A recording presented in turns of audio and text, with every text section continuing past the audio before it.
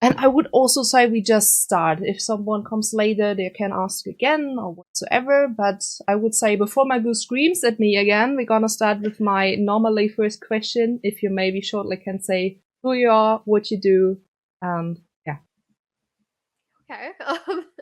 Well, my name is Nicole Hecker, and I live in Florida in the US, and I run SCCA with a Mazda RX7.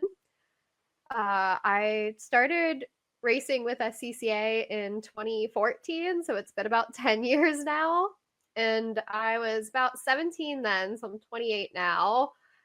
And I think I covered all of it, right? Yeah, that's very hi Fisher. Fisher is also from Florida, so we have here something. How did you came to motorsport in general? Is it Uh, family influenced or yeah, my grandfather raced, and then he got my dad in the racing. My dad started racing at 15 and raced his whole life.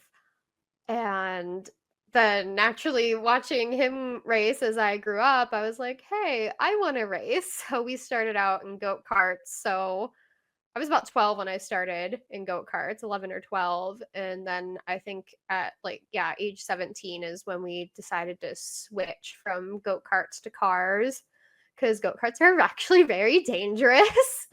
Um, but yeah, it was definitely family influenced. Both my pap and dad raced, except they did oval track versus like I do road racing. would you want to try to do oval racing? I don't know because my dad didn't want me doing oval track racing. Like certainly if I was ever presented with the opportunity, like yes, a free ride is a free ride. True. But I don't know if I would go out of my way to like do it on my own because my dad didn't want me in it because he's like those guys will cut your throat for $5 like that's kind of his take. All of his stories are kind of like nasty like that where it's just like, oh, this guy put me out so I paid him back next week and I just I see, I I'm not see. about that. That sounds like drama. I Oh know. my gosh, yeah. There was a story that I was wanted to share at some point on my Instagram, but like even at the go-kart track, there was drama. Some guy like reached over because my dad was doing carts with me. He reached over and grabbed my dad's collar and like pulled him off the track and tried to fight with him. And then I think I'm like 12, like, right? I'm 12 or 13 at the time. And this dude like sat and waited for us to leave and tried to follow us home. But my dad, being a very smart man, he pulled into a police station instead and the guy zoomed off. But it's just like, why would you follow us home? That's crazy and also scary. Yes. That is my perception of what probably oval track is like. If just the goat kart oval track world was like that. I see. And also, us as European, we're mostly saying road racing is even better than oval racing in general. So. Yes. Yes, I find it a lot more enjoyable with oval racing. Because I did it with the goat kart, so I can't really compare it to like, oval racing, but just with the goat kart, I mean, it was fun, but there's just, not all the turns. Like, it's a lot more technical on a road course. It's just a lot more enjoyable to me. Yeah, I mean, I definitely understand this. So also, I mean, it's also watching motorsport in general. When I go to American motorsport watching, it's definitely more enjoy the road courses and races, especially IndyCar or something. Just more fun than the oval races. But, so yeah, at least they are not taking their kid sport too seriously. Well, Oh my god, they do. This girl at the oh my god, that reminded me. This girl in go-karts, she said to me that she like was eating one of those Starburst and she dropped it in this guy's like fuel, like where they put in the fuel. Like she dropped it in there because she's like, he just wins all the time. So I put my Starburst in there. I was like, what the hell? So that's crazy, honestly. I mean, wow. yeah, I'm glad I don't do that anymore. you can write books about stories like this. I mean, it's all the inside stories where you're just sometimes sitting there and shaking your head and thinking, what the heck is going on? Yeah, I haven't even thought about some of the go-kart stories in like years. Oh my goodness. I think that the most problem is that people sometimes thinking that can be true, you know? So they're thinking that you made this up. It can't be true. People of us knowing motorsport inside stories are thinking, oh, it can be true, believe me. It's not even the worst. So. Fisher says if this was Florida, I could see that. Yes, it was Florida, specifically Volusia County Speedway. They have a go-kart track next door, so that's where I used to run the go-karts. My dad ran the regular stuff until I wanted to race. They ran go-karts and the big cars on the same night, so he kind of had to like give that up so I could race. I see. I mean, racing is the best. Saying the one who never raced. Just some go-karts, but not much. So, I'm not sure, did we say how you end up with the RX7 already? Because it's a quite iconic car, isn't it? Oh, the RX7. Sorry, my ear popped right when you said that. Good. Yeah, I raced the RX7. I raced the RX7. Yes, it still has the rotary in it. A lot of people ask me, like, it still has the rotary in it, right? And I'm like, I don't know what else you'd put in it, but yes. So 13B, 2 rotors. Love the car. Everybody in SCCA usually has Miatas, right? It's like Miata world. And so there's not very many RX7s, though I will say I feel like Central Florida region has quite a few RX7s. Not all of them run the class I do, which is ITS. Some of them run EP, which is more of a production class. So my car is pretty close to stock. There's not a lot we can do with it versus EP, you could do like lots of stuff, all the racing parts. You can even port the engine. I'm not allowed to port my engine in the stock class, so sad. Oh yes, I'm also like sort of going deaf. Screams like there's no tomorrow. I'm also sort of going deaf from the car, I feel like, because I have a hard time hearing. Like I have my volume up total max to make sure I can hear you. I should probably wear earplugs in that car. I'm gonna be honest, I should probably wear the earplugs. But it's great. It's very fast in a straight line. The Miatas do have the advantage in corners, I will say. But ironically, like Sebring short course, like the club course, I actually do pretty well there. And it doesn't necessarily have like a lot of straightaways. So not sure what's up with that, but I actually do pretty well there. But like I went to Roebling Road in Georgia a few weekends ago, and that's definitely a Miata track. They have like one straightaway, and the rest of it is very like is very momentum, very tossing you around in your car. um, but yeah, so it's a good car, and I really like my car. Everybody keeps asking me when I'm getting a Miata, and the answer is never. Not gonna lie, Chad was very excited if they as they heard what car you're racing. So Oh, okay, yay. they probably also on your side doing or keeping the RX7 instead of the Miata. So Yeah. I don't really actually have anything against the Miatas. I feel like I end up making fun of them a lot just because I have a RX7, but I actually don't really have anything against the Miata. I've driven a Miata a couple times and it's definitely like a different car. And then driving it at Daytona, it feels like a slug. Sorry.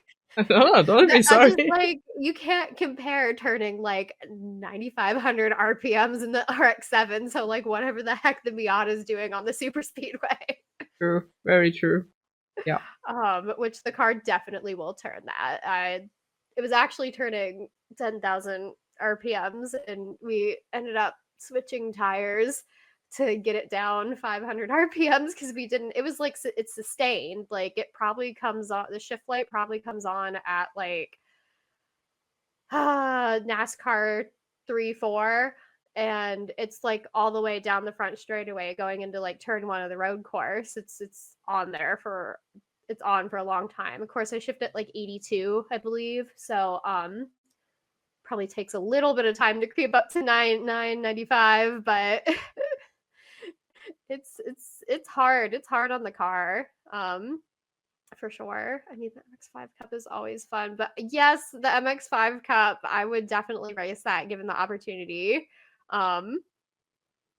They should pick me for the scholarship. Absolutely. I mean, every year they have the scholarship, so next year I would say this year. I mean, the scholarship is this year for next year, so Yeah. I actually didn't really know about it until last year when they were already probably like decided who they were like inviting.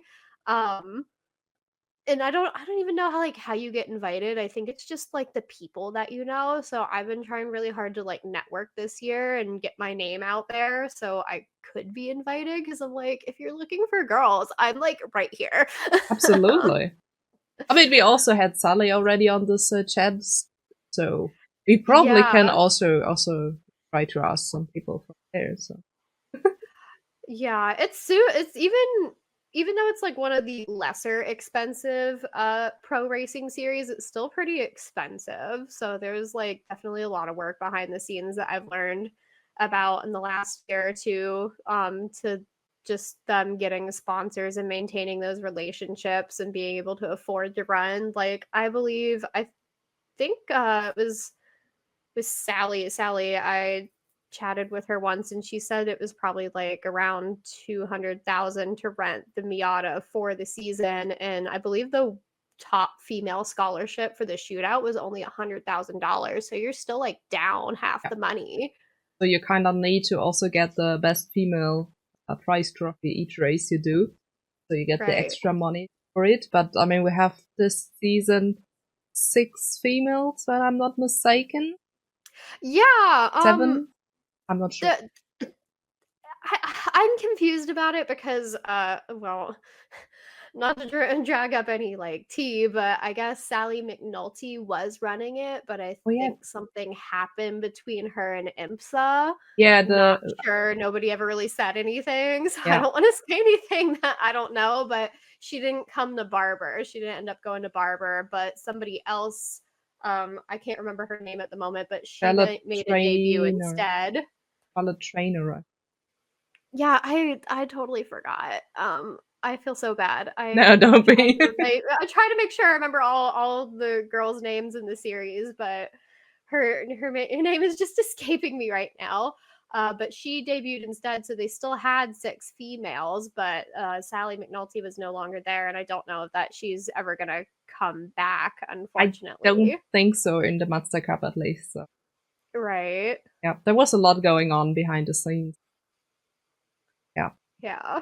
not sure what exactly happened. I mean, we know a lot of rumors and stuff, and also a lot what she said, but at the end of the day, we don't know. So Yeah, I only saw her one comment on like a YouTube video where somebody asked her why she took down like a yeah, certain video, and she said it had something to do with IMSA, and like yeah, I'm they not sure, but kind of wanted to fine her for taking yeah.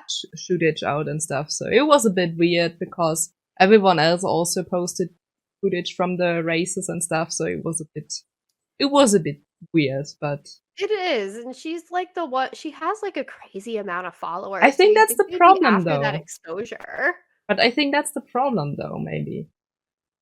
Hmm. Maybe she has too many followers and have a bigger impact with the footage of the races than the master Instagram side or media. Huh. Maybe it's just Yeah, it's just all speculation. We don't know anything. right. But it need to be something like this. I wouldn't be surprised at something like this. Also, she not starting anymore in the series, so yeah. Yeah. Oh well. Maybe she is back to the era she did before, I think. Yes? I think. Oh god. See, I'm also sometimes not good at facts. But I also not did this, so I'm normally not doing those series, so I try to remember, but not all of this is stuck in my head, so but I think she did these TCR or something. Maybe she is back there then. But she's also very cool, showing all the stuff on Instagram and how to work on your car and stuff like this. Yeah, yeah. Cool.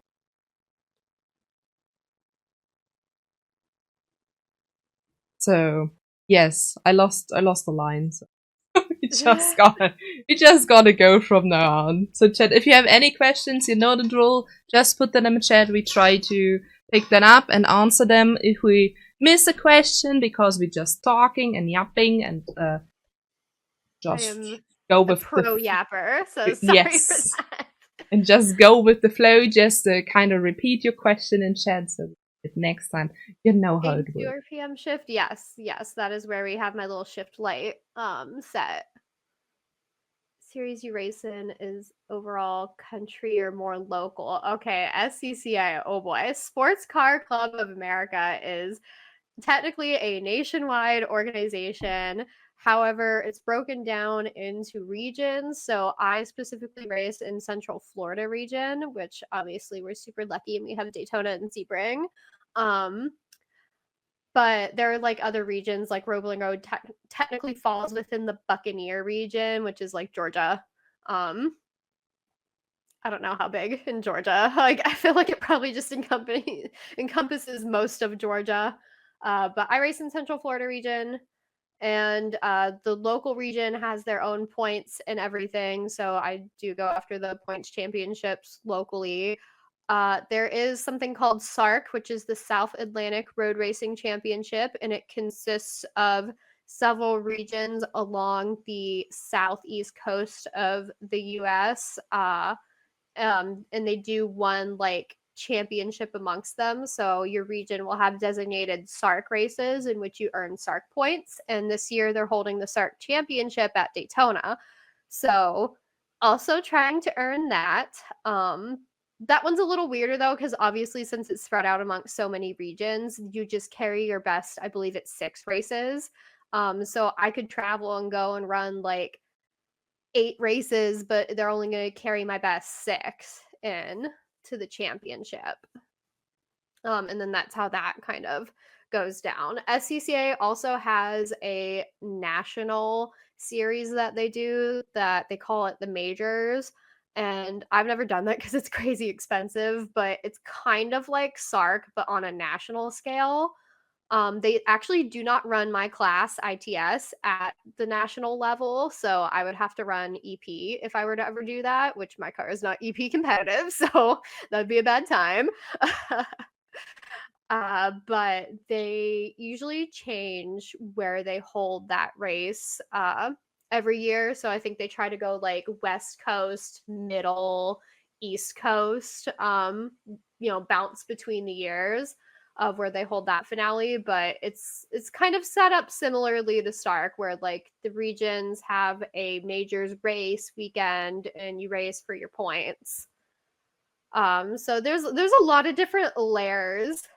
There are a lot of different layers to SCCA, and that's just road racing. They do track days where you just bring your street car out and you can run the course with an instructor.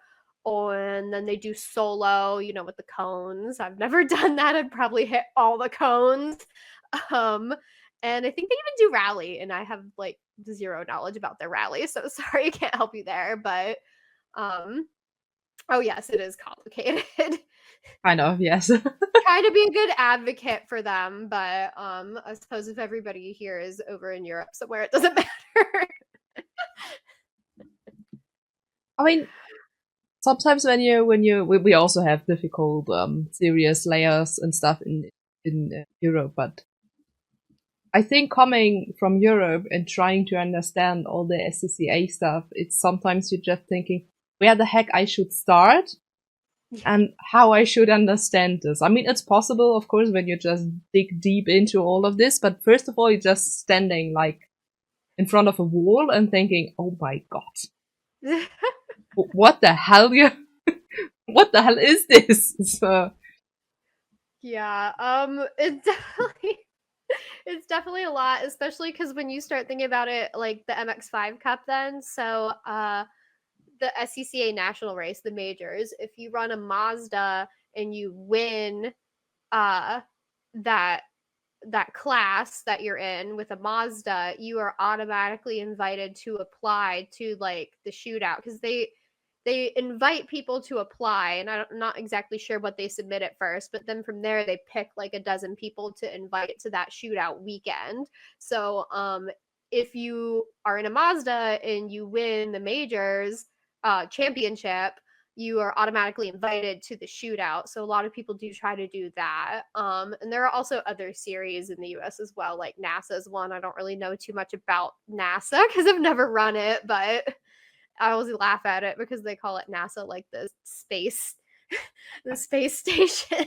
I'm like, not the same thing, but We can also fly to space, so yeah. some cars are trying to fly to space. It's not good, but some are trying. But I think also what Magoo says is very the thing about running this or the series is like this. To just keep it affordable for people. Yeah. I always tell people like doing what I do is like a great way to start out if you like want to race. But then I have to think about it because like even just doing track days in your street car is like even more affordable than what I do. Because obviously like I have a whole fire suit and helmet and the race car and the whole 9 yards, and that's an expensive like investment to get into it. But for somebody else, maybe they would be perfectly happy and fine taking their streetcar or doing solo events, because then you're still getting into it, but you don't have as much of that upfront cost. Like, oh my gosh, it was. I can't imagine what it would be now. Like, I remember we paid like 10 grand for my car. I can't imagine, like, some people want like 20 grand for the Miatas. It's ridiculous. Yeah. It's a Miata. But yeah, so it's just sometimes the upfront cost is like crazy, and like there are people out there that rent their cars and stuff, and then it's just like, well, then over time you're like dumping all this money into renting a car when like maybe you could have saved up and owned one. It's just better cost benefit analysis. Yeah. But motorsport in general just exploded with all the costs. Oh yeah. It's just Not a crazy. cheap hobby. No, definitely not. And I also assume it will be even worse in the coming years. So Oh god, it's yeah. it's just crazy when you also think about what competitive. That's a very difficult word, but I try it each stream. Uh, Karting season to have. Even then, you burn so much money when you want to be up in front and running the good one. It's just crazy. So My dad always says if you want to make a small fortune in racing, start with a big one. yeah, it's absolutely crazy. I mean, when you have some behind the scenes stuff, and so when I hear what people say or pay for a season in whatever racing series, that's crazy. And you higher you go, I'm just thinking, can I have part of the money just to live? It's Yeah. just crazy. And it's normally just the entry fee for the team and stuff, not even testing days, not tires, nothing. It's my god, I would never have so much money. Yeah. So Yeah, it honestly takes both me and my dad to afford just like what we're doing right now. Um I pay for like all the entry fees, which isn't so bad. I pick up some stuff that we like order on Amazon and stuff because my dad's way of ordering things on Amazon is taking a picture of it and texting it to me. Um, he's obviously so tech savvy. But then he'll order stuff on eBay and oh gosh, it's just and then when things break, it's just the worst. yeah, the like I think we had a year. So, like with the RPMs we run, it's very hard on the transmission and it ends up being a weak spot for the car. And I think there was one year where we broke like 3 transmissions. it hurts. And they're not new transmissions, mind you. They are like, transmissions that already have like, who knows how many hundreds of thousands of miles on them because they're used and we're just taking them and putting them in the car and then running them at like 10,000 RPM. So that it's very hard on them. But Yeah, so we ended up ordering like one that was not like used parts, like it was newer parts, so we haven't had issues since then. Hopefully no more issues. um Fingers crossed. yeah, I kept blaming myself too. I'm like, is it me? Is it something I'm doing wrong? And my dad's like, yeah, you're turning a sustained like 9,500 RPMs like at Daytona. The car can't take it. But I want to race there. So, Oh yeah, I love Daytona. I saw earlier somebody was like, I don't know about Daytona, but Sebring, was that Magoo? yeah, it was Magoo. Probably, yeah. They said I don't know about Daytona, but Sebring. I really love Daytona. It's probably because I'm like from Daytona though too, so it's my home track. I also like Sebring. Sebring's extra neat because you could break it up into like different courses. You've got like the club course I excel at for some reason, randomly, and then they don't run this one very often, but the other modified course, which is like the front and back stretch, they do run that at least once a year now, though I think they just canceled that on my calendar, so I'm not very happy about that. But We need to bring it I think back. they just canceled that race unfortunately for the year, but they do run that too. So like Sebring could be end up being like 3 different courses, which is neat. Yeah, I just knew my race. It was my first endurance race, so. But I love Sebring. It's not my most favorite track, but probably maybe my second or my third favorite. Something like this. Oh, there's a long message. Okay, when I Yes. think about the fact that just 10 years ago, the German Kart Endurance Championship cost just under 30,000 euros per driver, 6 races, and has since become several thousand more expensive, I will probably never be able to drive there. What will it be like in a racing car? Oh my gosh. Yep. For motorsport, you need to be rich or work very, very hard for all the sponsor work. Also, I realized I was like talking in US dollars, so hopefully that's not super confusing for anybody. I feel bad. I think we can manage. I think. Like I know euros are generally like stronger than the dollar too, so I'm like trying to go to the side. What would 30,000 euros be in US dollar? Way more. Yeah, probably a bit more. But it shouldn't be too different. I have no idea what the course, but it should be something like this. Just need a 14-speed Fast and Furious gearbox. I need an indestructible gearbox. That's what I need. My experience from iRacing Daytona I find rather uninteresting, while Sebring is very exciting. You know what? I can see that because I like Daytona because I've ran it in person. um, it's very fun. It's very different. Like iRacing cannot give you that feeling of being up on the super speedway and feeling like the G-force pressing down on you. So I will say that I can understand it from that viewpoint. I really like Daytona. Like the first time I was on the banking, I may or not have like screamed a little bit. I hope because of fun. Yes, like terrified fun because it's just like, oh my goodness.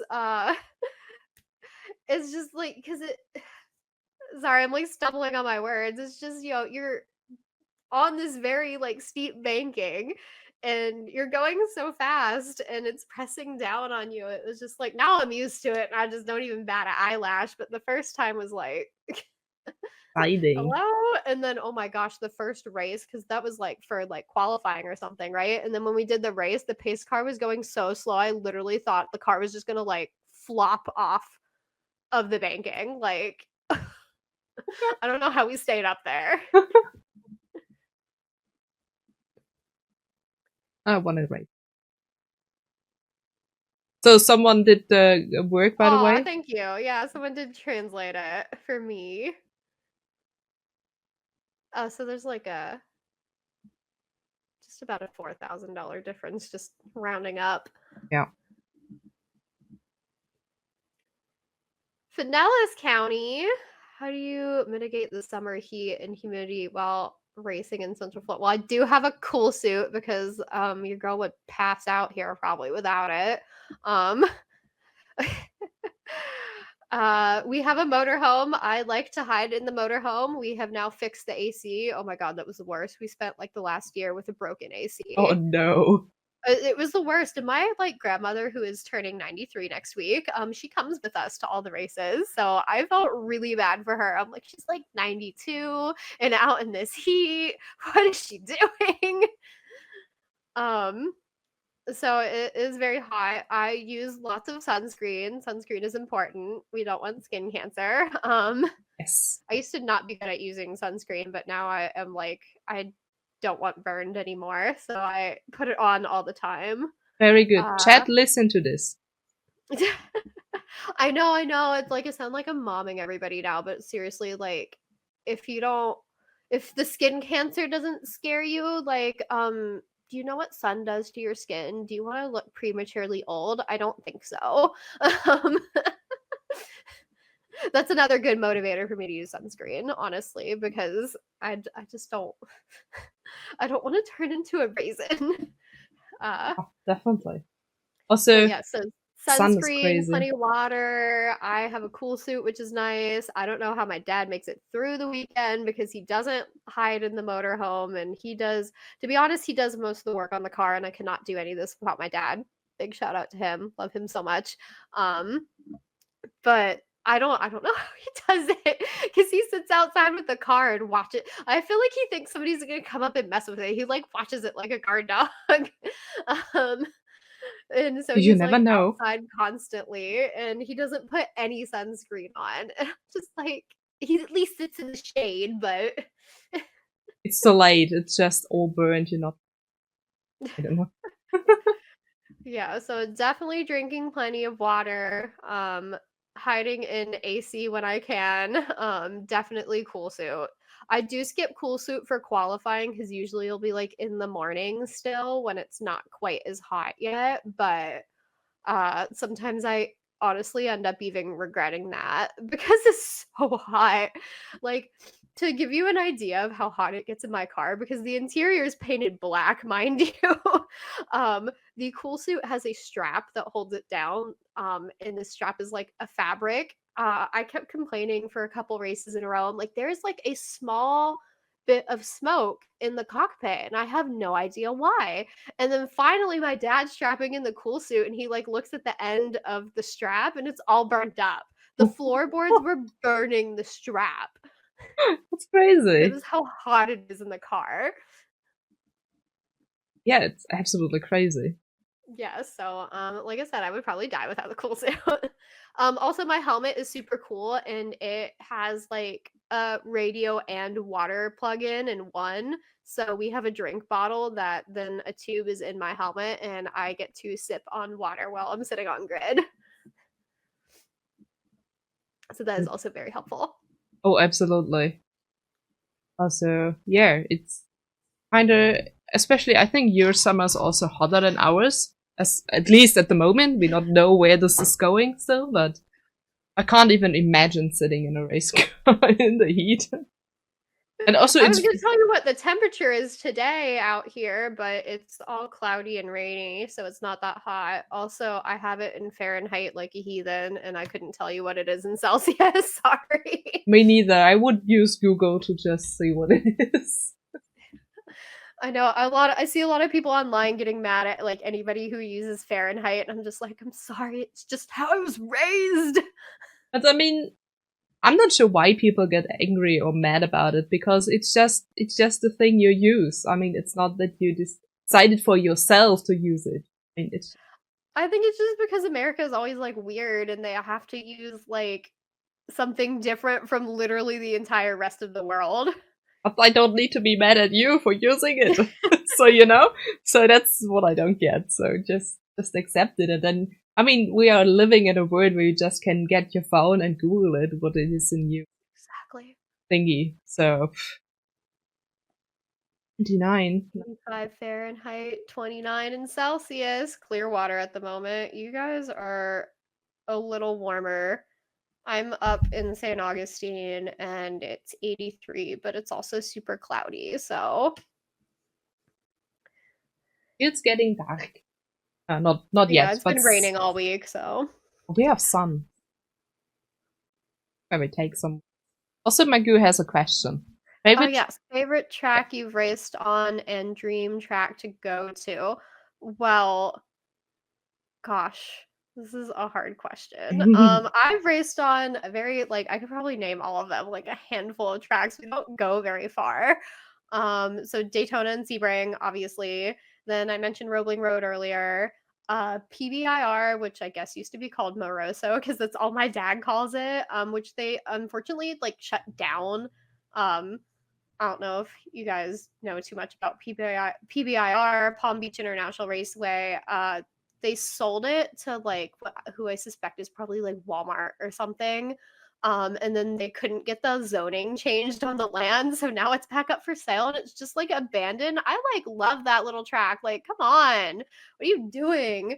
And then I've been down to Homestead. Probably not my favorite track, probably my least favorite track is Homestead, and that was because they have this transition between their super speedway and the infield, and in car flying at it flat out, it looks so intimidating. It looks like a very hard transition. The RX7 is very low to the ground. Even loading it into the trailer, we have to make sure that the trailer is low enough, and we have all these boards we put down because it will scrape. And so I was just freaked out. I was like, oh my god, I'm gonna tear the whole front end off of the car. And so I was slowing down when I shouldn't have been, and it was very hard. It was a big fight between me and my dad to get me to come through there. And it actually took me standing on the track, standing on that transition to realize it wasn't as steep as it looked in the car. So don't like Miami for that reason. Other than that, Miami is fine. The track is fine. It's just that one little transition sticks in my mind and traumatizes me. But I guess I feel so basic for saying Daytona is my favorite.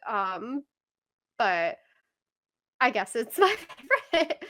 I like Sebring a lot too, but I don't know. I guess it's because all the super speedway at Daytona is fun, and I really like being able to going into turn one. It used to be so scary, and I like how not scared I am of it anymore, if that makes sense. Because you're coming off of a very long time on the super speedway down into this corner, and it just is very intimidating for a lot of people at first. But I don't know. I guess I got used to it over time. It's just now I a lot of people I think break at the grass still. If you're on iRacing, you probably know what I mean. The grass over there, they start breaking at the grass, and I carry it past the grass, which seems so awesome to me. I don't know. So I feel I can get through turn one pretty good. So I'm happy at that. There are a couple other turns at Daytona I don't particularly like. So I guess I'm more of I hate specific turns rather than tracks themselves. Oh yeah, I know this. But yeah, so then dream track. Oh god. I feel this answer changes all the time. Any long track pretty much is the answer.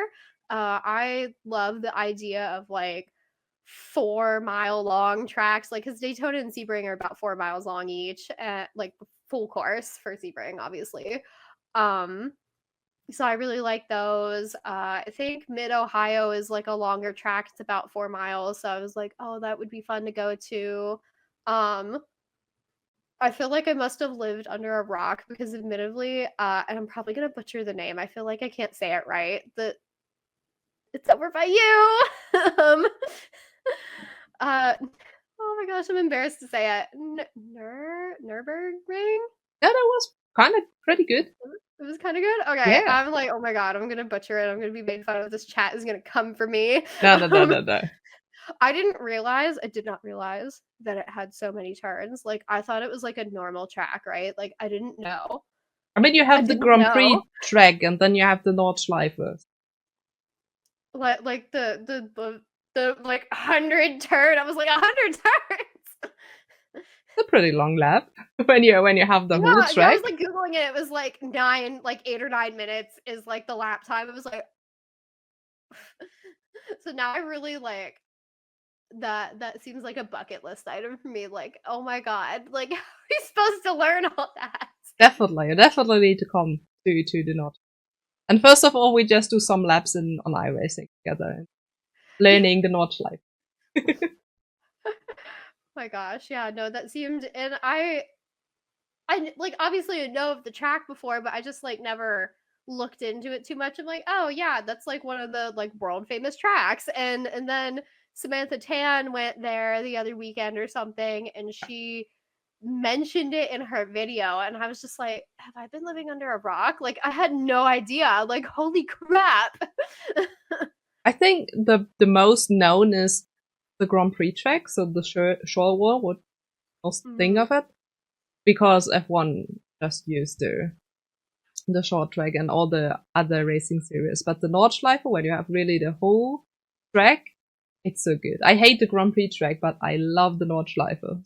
It's also a pretty difficult word, I think, for not German people to say. So,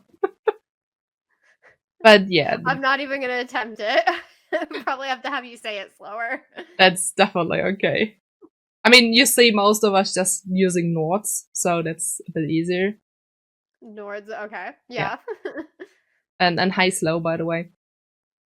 So yeah, it's definitely a track to try on. You also can do laps with your own car on this track, so that's all cool. Yeah. Some videos on Instagram of English drivers trying to pronounce the corner. That was something Samantha Tan posted, actually. Yeah, I did see that. The fun stuff is I don't still even know what corner is what name. So that's me. I love it. I love every corner.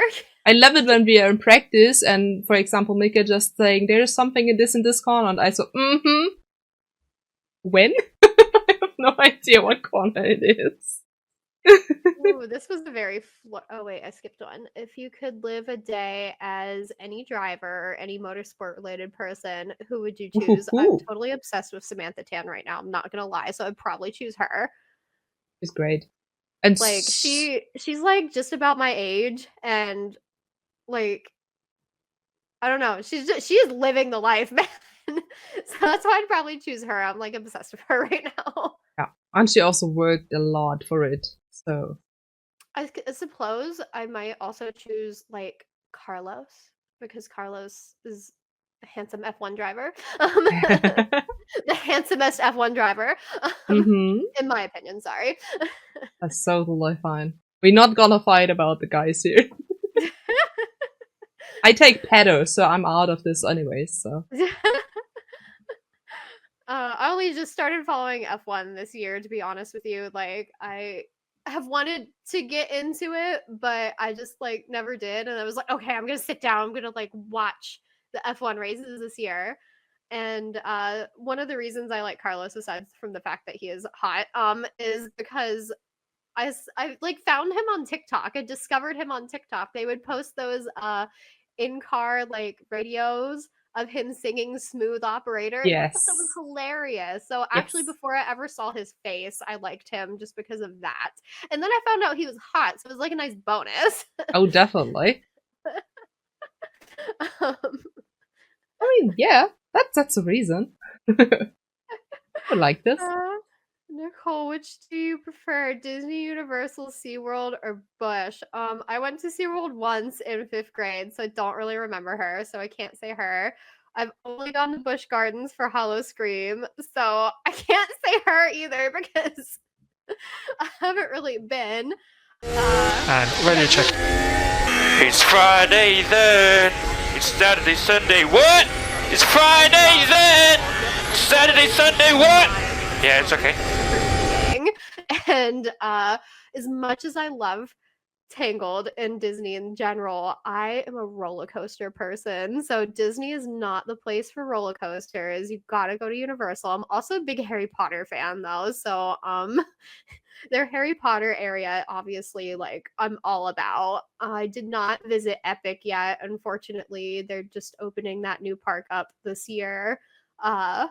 Hoping to go at some point. I also like that I have a friend that works at Universal, so I usually get to go for free.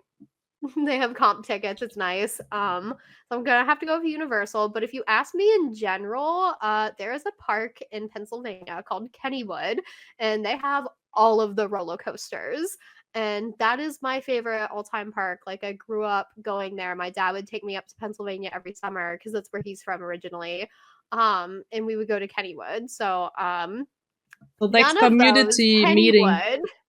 Next community meeting, Avenue. Okay. Wow, we have a lot that came in. I agree. Everyone calls it Nords. Nords, Nürburgring, or Green Hell. Yeah, we also call it the Green Hell. I'm like scrolling to catch up. I'm sorry.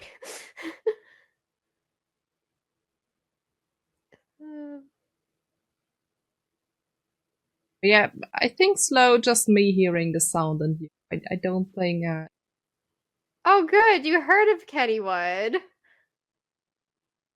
I always feel like I know probably most of you guys are in Europe somewhere, so you're like lost entirely. But even people in the US don't generally like hear of Kennywood. It's over by Pittsburgh in Pennsylvania.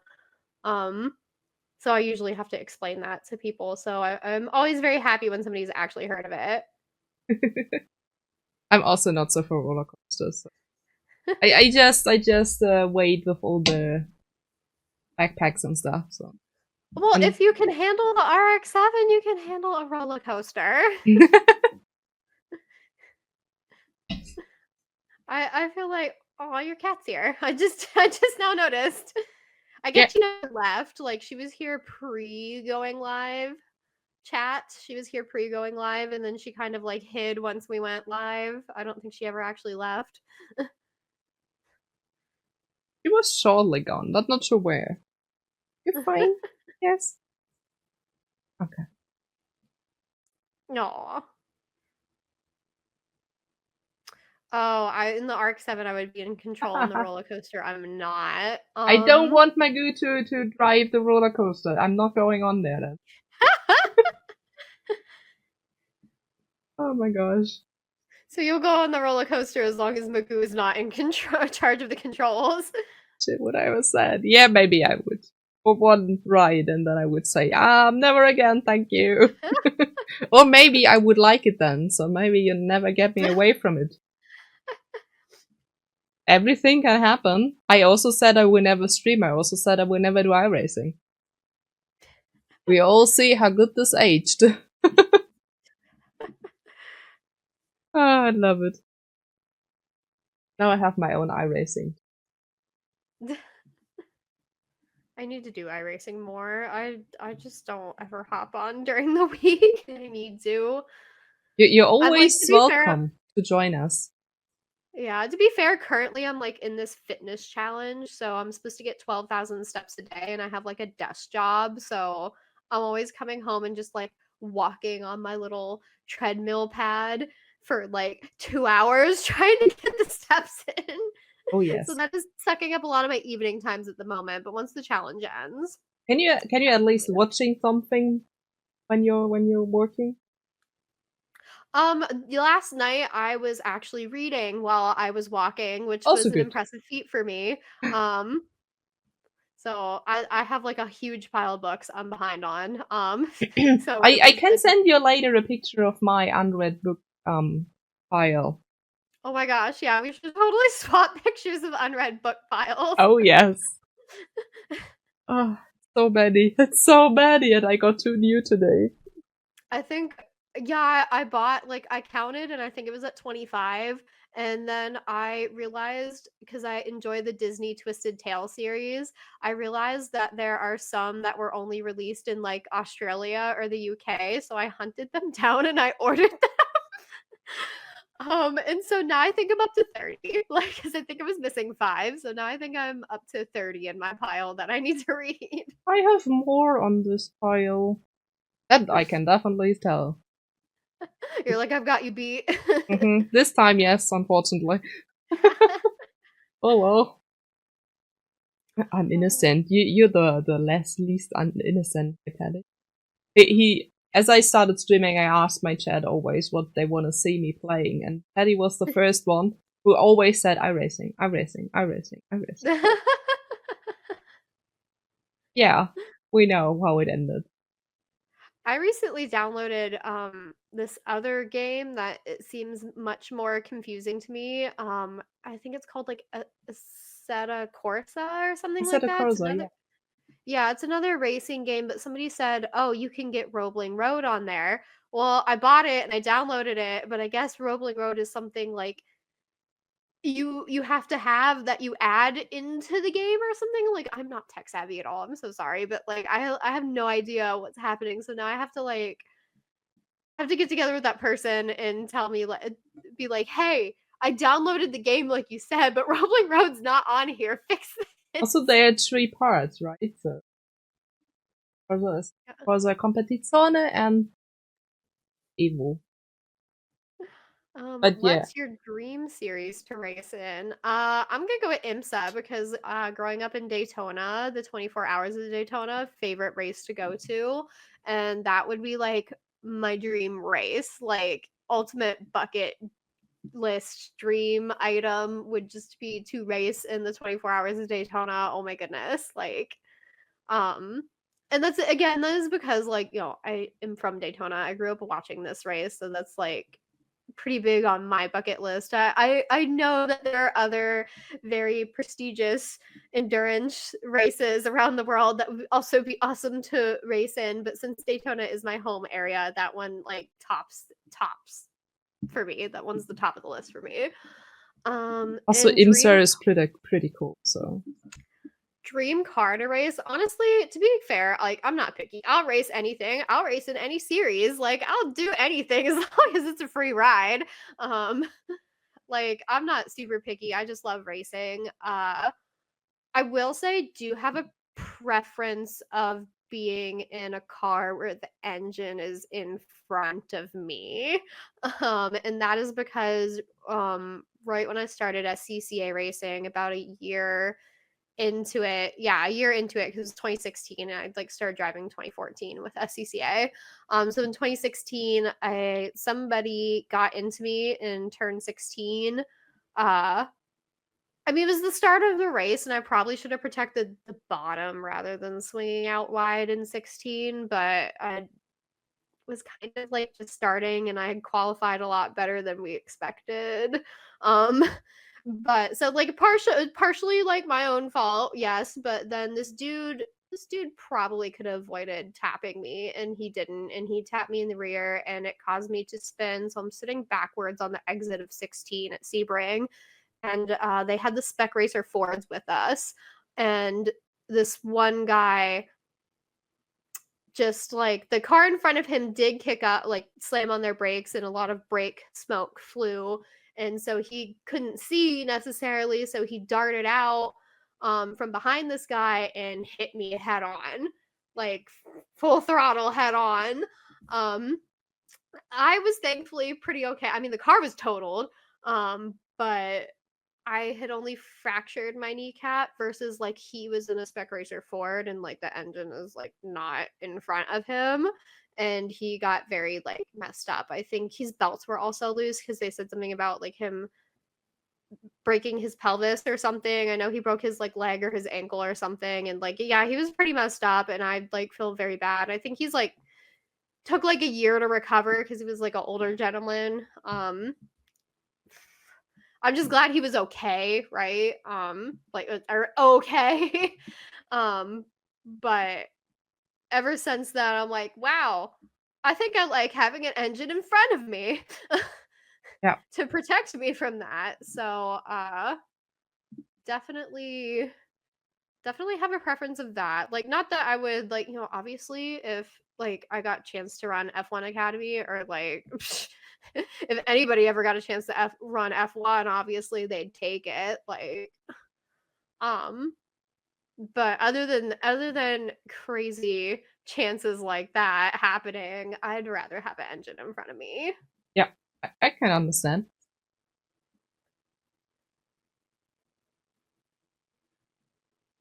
Ton of mods for AC both cars and tracks. Yeah, I'm guessing Roebling Road, some sort of mod you have to upload, and that's above my head. lawnmower Nords. You also can be a dinosaur or something. You can be anything. Oh my goodness, you could be you could just be like a shopping cart. Yeah, I think that's also possible. Oh So my god. pretty sure there's some good videos on YouTube or so to see this. You That's too can funny. really do anything there. That's too funny. So when you race in Daytona 24, what would your dream team to race with? Like you and 3 or more drivers. Kobayashi.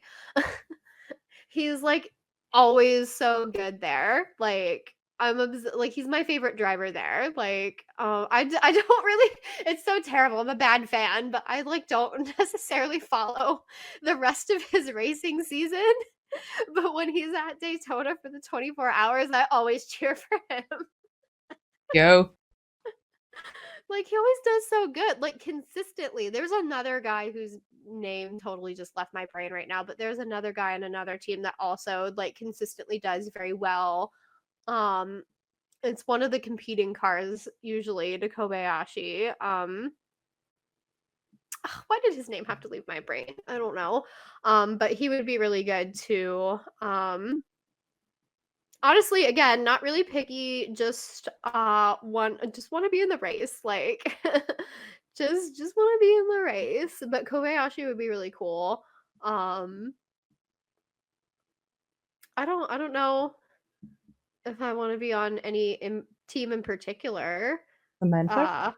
I guess the team to be on this you wouldn't have wanted to been between, was it Corvette and BMW got into a spat and that's how Ford won? Oh my gosh, like it was bad. I forget who it was. It was Corvette and somebody else. I think it was BMW, but Ford ended up like reaping the benefits of their little feud. But yeah, anybody, any team, like preferably a winning team. Oh yeah. Because like next biggest bucket list item, be in the race and win. I mean, you're a racing driver. You want to win, of course. Yeah. I want to make it clear, like even though I'm like, oh, I'm not picky, like I'll race anything, I'll race with anybody, but I also still want to win. So like fractured kneecap, I know the feeling. My kneecap went up a few centimeters when a cart landed on my knee during practice. Oh my god. Sounds Like, painful. I have to massage my knees now because they don't feel good after reading that. Yeah. Ghost pain. Yeah. I always have that with like anything though. If you describe something that sounds like it hurts enough, like that body part just like hurts in sympathy.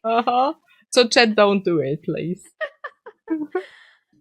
Oh yeah. Well, now I just need to set up dedicated AC server. Since you want the engine in the front, you'll be racing the Aston.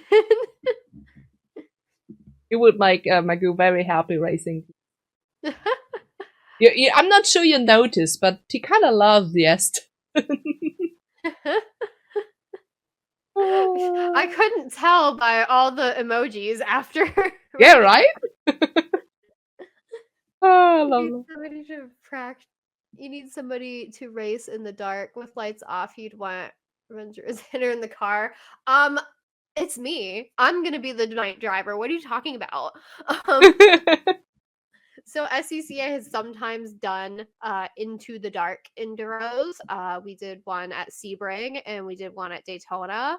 And the people we hang out with are like your run of the mill, middle-aged, old, white guys, pretty much. Like, I mean, they're our friends and I love them, but like, they are at the point where they're like, we don't really see good at night, so that's your stint.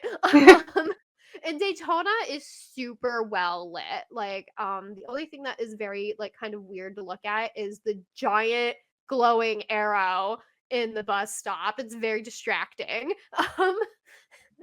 It's very distracting. I can imagine it's probably even more so distracting now that the grass is gone.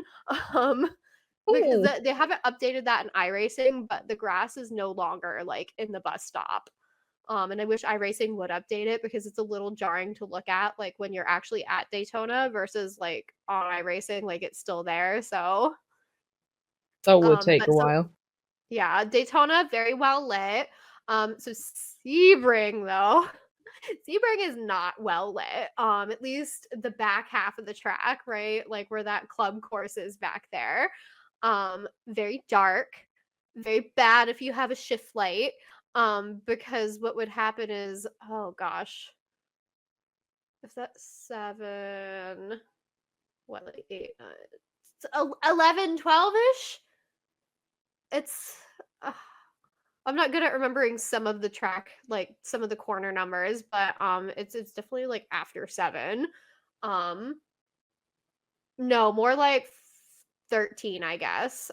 Because 15, 16 is next after this. So, but basically back there in that general vicinity, I have a shift light that would come on, and there's absolutely no lights back there, and it was freaking blinding me. It was like right in my face. I was like, oh my god. I actually like started because it was like the last stint too. So what I ended up having to do for the remainder of the race is when I got back there, I like knew when it was gonna come on. So I had to hold my hand up. It was kind of like low key mid turn too. Like I had to hold my because it wasn't exactly a straight shot into the corner. So it was kind of like slanted. So I'm like trying to hold the steering wheel. I'm trying to hold my hand up to block the shift light because the first time it happened, I nearly ran off the track. I was like, holy crap.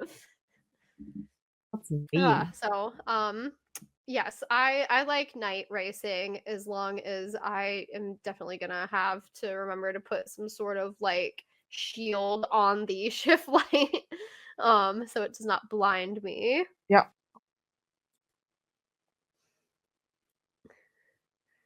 So I am a middle ages white old guy. Do people put me on the night? So sorry. Because I you didn't mean always anything want to by it. race. I didn't mean anything by it. I apologize. Like a lot of the people in SCCA are like anywhere from like okay, this is actually a big age range, but anywhere from like their 40s to like even into their 80s. And they're all like gentlemen and they all tend to be white. So it's very much like mostly one demographic, but like, you know, we've been seeing more diversity, which is great. Like I'm still kind of low-key the only girl in the region though. Not the only girl, there's some other girls, but I'm like the only consistent girl. Mhm. Unfortunately. So I didn't mean anything by it. I apologize. I didn't mean to offend anybody. Kinda. Slow beans that funny. Also, he wants to drive the nights because he's working night shifts. So for the endurance races, especially the 24-hour ones, he is normally our night shift. Oh. One of our night shifts. So Okay. Yeah. so you Yeah, I need guess to come into our team so you also can do night shift. night shift.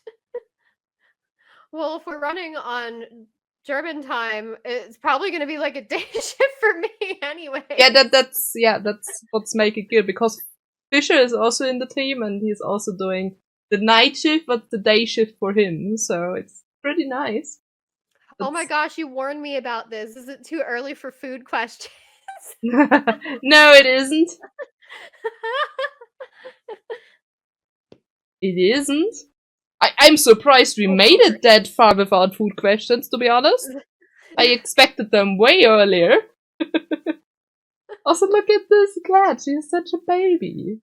Favorite pub sub. I probably saw this coming. So, I am really, really basic and I really like to get on white bread with mayo on both sides. The Publix turkey, not boar's head, because I don't like whatever seasoning they put on the boar's head.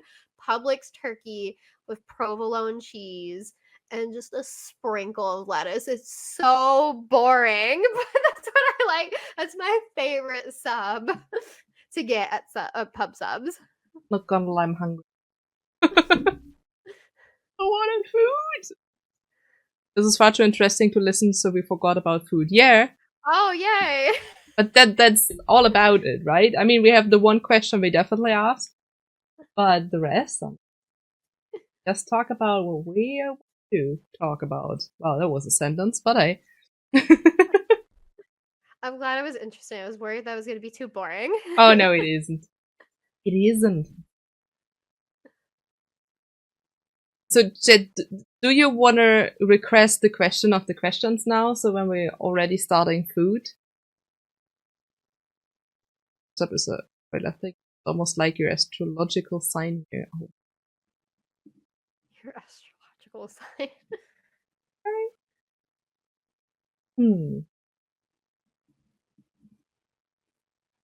Would you have like specific food questions that you keep to the side to ask? We have one because we also have a ranking there. Find the actually.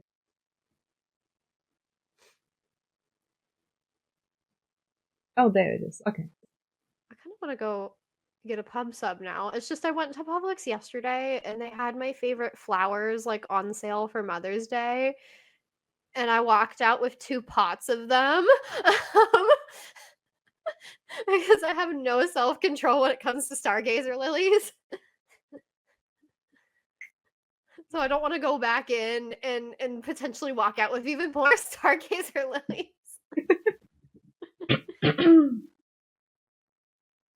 Ah, my god, that's not right. 0 guess. Oh, it's like a quiz question? No, 0 no. guess I've gotten it correct? It's No, like, no. there's something I could get wrong? No, there is no wrong question. Okay. No wrong answer, sorry, no. Okay, the question of the question. We asked every guest since we had the first chat with is pineapple on pizza, yes or no? I've actually, like, never had it. I don't find anything wrong with it. I would try it, but I've never had it, actually. So, yeah. I've never had it. So I guess I can't really give you an answer to that question because I've never had it. I would have to try it before I knock it. Like, I know some people would probably be like, "Oh, that just seems so weird." And I grew up being like very picky. Like, I mostly pretty much only ate chicken tenders and french fries my entire childhood. But then I discovered Asian food and I freaking love Asian food, even though I'm allergic to fish and I can't have fish. So that eliminates a lot of Asian food for me, unfortunately. But I love like the non-fish Asian food a lot. And I was like, wow, what have I been missing? So like I don't want to absolutely be like, oh no, I would never eat that, because like I would certainly try it. No, I'm not guaranteeing that I would like it, but I'm not going to judge other people for liking it. Here goes my other food question. Probably about seafood. Oh, was it about seafood? Yeah, no, I grew into a fish allergy, and you don't know how upset that makes me, because my grandparents would take me to Long John Silver's, which is like fast food fish place that is now like shut down. They don't exist anymore. And I would always have like 2 pieces of fish, because the kids' fish is just 1 piece of fish, but I would get 2 pieces of fish. And it was so good, and I actually really do like fish. But sometime in high school, I tried to have a fish sandwich and my mouth got all itchy, and it's only gotten worse since then. Like my throat gets itchy, it closes up a little bit. I like have an EpiPen now because I went to Indonesia in 2023 and I was like kind of scared that they would have fish in something and kind of like forget to tell me. Though my boyfriend's pretty good about like knowing what's in something and not like feeding it to me. But I miss fish. I miss fish a lot. Like, I cannot have it though, because I have grown into this terrible allergy. I didn't even know it was a thing to grow into allergies. I'm so mad about it. Well, you can, unfortunately, yes, but I'm not sure it's that often, but yeah, you can. I also have a friend who got this later, so it's a shit thingy. I'm not gonna lie. Well, it's extra terrible when like you ate this particular item that you're now allergic to and you actually like it, and then now you can't have it anymore. Yes. And I eat a lot of chicken, and I don't necessarily like, I like red meat and stuff, and I like eat that and stuff. I end up tending to eat chicken more, and I feel like at least fish would have been like another good alternative instead of eating chicken all the time. Would you try it? Was that back when we were talking Yeah, about that was for the pizza? pineapple. Okay. Yeah. Yes, I would try it. I believe I said that though. Well, I was going to ask if you had a favorite Gruber sandwich. No, sorry. I would die. I love gator tail. I can eat gator tail though, interesting enough. Gator is not a fish, so some people think I should be allergic to it. I'm like, listen, it's not a fish, so Yeah, I why? can eat it. Huh? Only Okay. eat one dish the rest of your life. What would it be? Chick-fil-A. I really love fried chicken. I'm not gonna lie. So I probably would be like any and all forms of fried chicken because we got the Japanese style like fried chicken, tempura, katatsu, that kind of like tempura. I want food. So tempura, like chicken tempura, love that. But then we have like, more like KFC type of fried chicken and stuff. So like any type of fried chicken would be really yummy. But I also really love different Asian dishes like pad thai and stuff. And then the Indian dish butter chicken is really good. A lot of chicken in my diet, as you can see. So probably something chicken based. I would follow your diet, so love chicken. Yeah, it's like I saw a nutritionist a couple months ago, and because I was just having trouble dropping a few pounds, and she was like, "You really like fried chicken, don't you?" Because I do log all my food, and she's just like scrolling through the app, and she's like, "You don't eat any red meat. You just eat chicken." I was like, I eat other things, but she's right. I just tend to eat chicken mostly, to be honest. That's fine. Chicken is nice and tasty, and you can do so much different things with it. So there are so many different things. Yes, like chicken parm, all those other chicken dishes I just named. Like, oh, I could go down a list, but I won't. I grew up with a cat allergy. Yes, I'm technically allergic to cats too. Cats and dogs, even though I had a dog. But my dog was a Shih Tzu, so she's hypoallergenic, and she didn't bother me that much. Allergy-wise, I love her so much. I miss her. She's the cutest. But yes, I like cats and dogs. By the way, like I like them. It's just that if I'm gonna go sit non-hypoallergenic cats and dogs, I need to put eye drops in, I need to pop an allergy pill, and I need to spray my nose. Yeah. And then I'm good. But it's a lot to do. Definitely. So my cats wouldn't be good for you. Oh, I would just do what I said I was gonna do. Like my boyfriend's family, they have a cat, and so anytime we go over there, I just like do all the things, and it's fine. She's not super social, or I always think this cat is a girl because he is so pretty and white, but it's a boy. Sorry, pretty. Snowball. Too pretty for a male cat. Yes. Yes, he is not like cuddly or anything. He's just like, leave me alone. I'm gonna do my own thing. Hey, Magoo. What about only on one candy sweet thing? Kit Kats. Kit Kats are my favorite, but I do have to clarify, I mean American Kit Kats. Because my dad went to Spain once and brought me back a Kit Kat from Spain, and apparently outside of the US they're made by Nestle and they taste disgusting. I want to try an American one. Hershey made Kit Kats in the US. Which is maybe not a widely known fact, but the Hershey I did a project on this once too. Like the Hershey company has like, I don't know if it's the rights, but they make Kit Kats in the US, so they taste different from the Kit Kats across the rest of the world, which are made by Nestle. Okay. They're like much sweeter in the US because diabetes over here. I need to try one at least, and then I will never eat the Europeans again. That sounds like a plan. They just I just found them not as sweet. Like they weren't as sweet. Like, because he brought me back, like it had a big old Nestle logo on it too. I was like, that's kind of weird.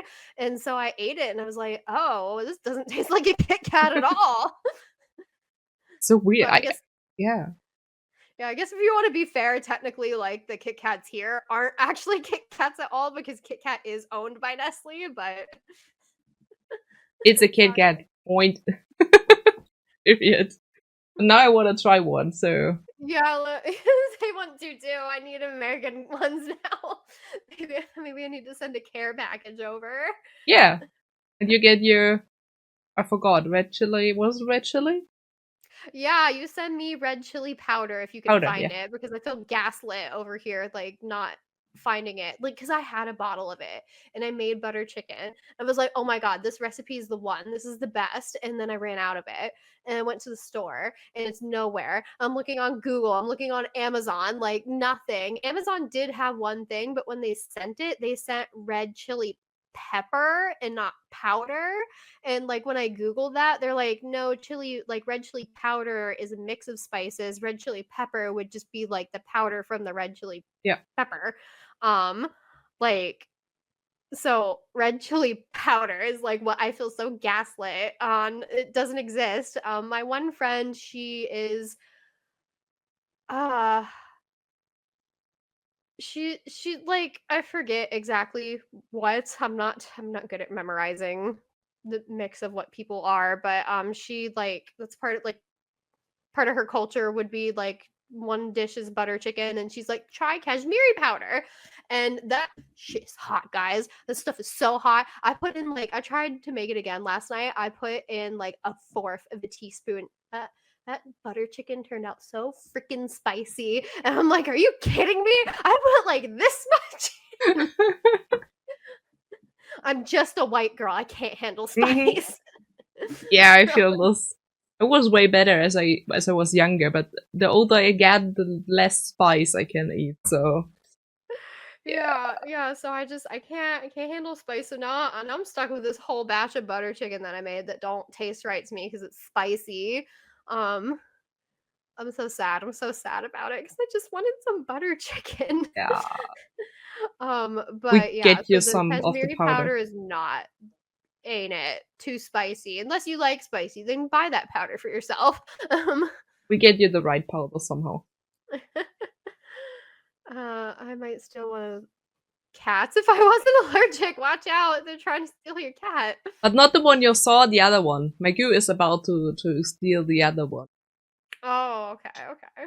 He loves the other one way more. He got hair from this one though, because I sent him a merch shirt and it had I was so careful because I know he is allergic, so I was really, really careful not putting any cat hairs in it, but still there was one in, so. Well, that's the thing about pets. Their hair finds a way. And I have a white cat, so the stuff is everywhere. I'm not sure where he is. Maybe he comes later, I don't know. We'll see. But you see the emote, so. Him. I didn't know American Kit Kats are from Nestle. Yes, I didn't know that either, honestly. Like, I mean, I didn't know that they were Nestle because they don't have Nestle on their packaging. I didn't actually really know who owned them.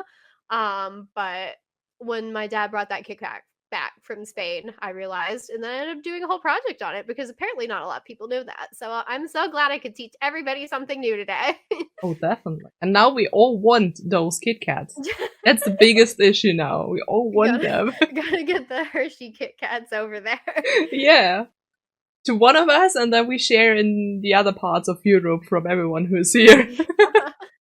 We have the Japanese matcha Kit Kat. So I do know about the big Kit Kat factories in Japan, and they do all the different flavors. So like, I have nothing against the other flavors. I'm specifically talking about like the milk chocolate basic Kit Kats. Like, I've had a Sakura Kit Kat before from Japan, and it was good. Nothing against any other flavors. Like, those are good. It was just like very jarring to like that basic Kit Kat that I know my whole life. It's just like everything was a lie. Yes. Best food I've had at a racetrack. Oh, well, so Central Florida region doesn't really do it anymore, but the Buccaneer region, Roebling Road will still do it. They have on Saturday evening after the races, they have the social, which is like kind of like a potluck, I guess. I say potluck, but that would insinuate that we bring stuff and we don't. But some of the workers like go and cook stuff and then like hand it out to all of the workers, and the drivers are invited, and they usually have free booze, and so free food and free booze, really really nice. I wouldn't say one of my packages though from that was like the best thing. Racetrack food always does chicken tenders justice usually. Okay. What the heck? Wait. We go. Okay, you're back. Yes. Did we lose me for a second? I'm so Yes. sorry. But it's probably more it's not you. Oh, okay. I was like, oh no, I hope something's not wrong with my Wi-Fi or something. Yeah. What was I answering now? Oh, track food. Track food. They always do chicken tenders justice. But I do have to say, and this is, I don't know if it counts as track food, because with our friends, what we started doing is we like bring food and they grill. And one race weekend, this lady that we hang out with, her and her husband was grilling the hot dogs, but she brought out this thing that she called taco salad. Like, I don't know how she made it. Like, but it had like meat in there, but it was like cold meat, and I don't know like what it was like dressed in, but it was obviously like the ground beef of tacos. And then lettuce, of course, and cheese and tomatoes and sour cream, but then also Doritos like were in there, like crushed up Doritos. And I don't know why, but this stuff was so good. Yep. So maybe that, like, a general track food sold at the track, never go wrong with chicken tenders. But I mean, you're talking to a chicken fanatic here, versus like something that somebody brought, probably that taco salad was very good. That's good. I would also like fries. I think chat disappeared for me, so if anybody sent any like questions, I can't see them now. Also, just popping in, I just got the message. Blah. I should say hi to you from Tom. So you don't know him, but hi from Tom. Hi. Who is on a festival today and not here, so. Okay. Well, hopefully he's having fun at his festival. And hello if he watches a recording. Special shout out. Oh yeah. Tom is my favorite teammate, so he's doing all the endurance stuff with me. Yes. He drives everything with me, so partner in crime there. Currywurst. Wow. Not the biggest currywurst fan. I always go for fries. Fries at the Nürburgring. Very good. Now I'm so hungry, I can't tell you. I ate right before this because, like I said, for me this started at 1, so I was like, oh, okay, noon, eat terrible spicy butter chicken that I made. Oh. But you want to eat it because you don't want to waste it, right? I don't want to waste food, exactly. Yeah. Do I watch European racing? This is about how F1 has been going for me. I watch the highlights on YouTube, but don't even watch the actual race. Because it's usually like I'm doing something if it's at a reasonable time. Like Miami, they were just in Miami. I was like low-key mad I couldn't go. It was just expensive. Plus, then I would have to drive to Miami, and it's like 6 hours. No thanks. But then I was just busy that weekend, and then I didn't end up like watching it on TV. So then I just go on Monday, like, and spend my morning like watching the highlights that they do on YouTube instead, because nobody's productive Monday morning at work, right? Like, no. So I watched the highlights. I've also been following the F1 Academy. I don't even know if this really counts as European racing. I would say yes. Yeah. So I've been following F1 Academy mostly because Nicole, I feel like I'm gonna butcher I can't pronounce this. Yeah, I can't pronounce this name either. So I don't know. So I like found her on Instagram somehow, like, you know how you just like are on there and you find new people to follow randomly. Well, I found her and I liked her because like obviously she shares a name with me and she races. Like, yes. But so I started following her like pretty early on. She didn't really have that many followers yet. Like she had more than me still. Like anybody has more than me. Um, but so I started following her, and her account like really grew and took off. And then she like next thing I know, she's like on the F1 Academy grid. I'm like, holy crap, you go, girl. So I've been like watching.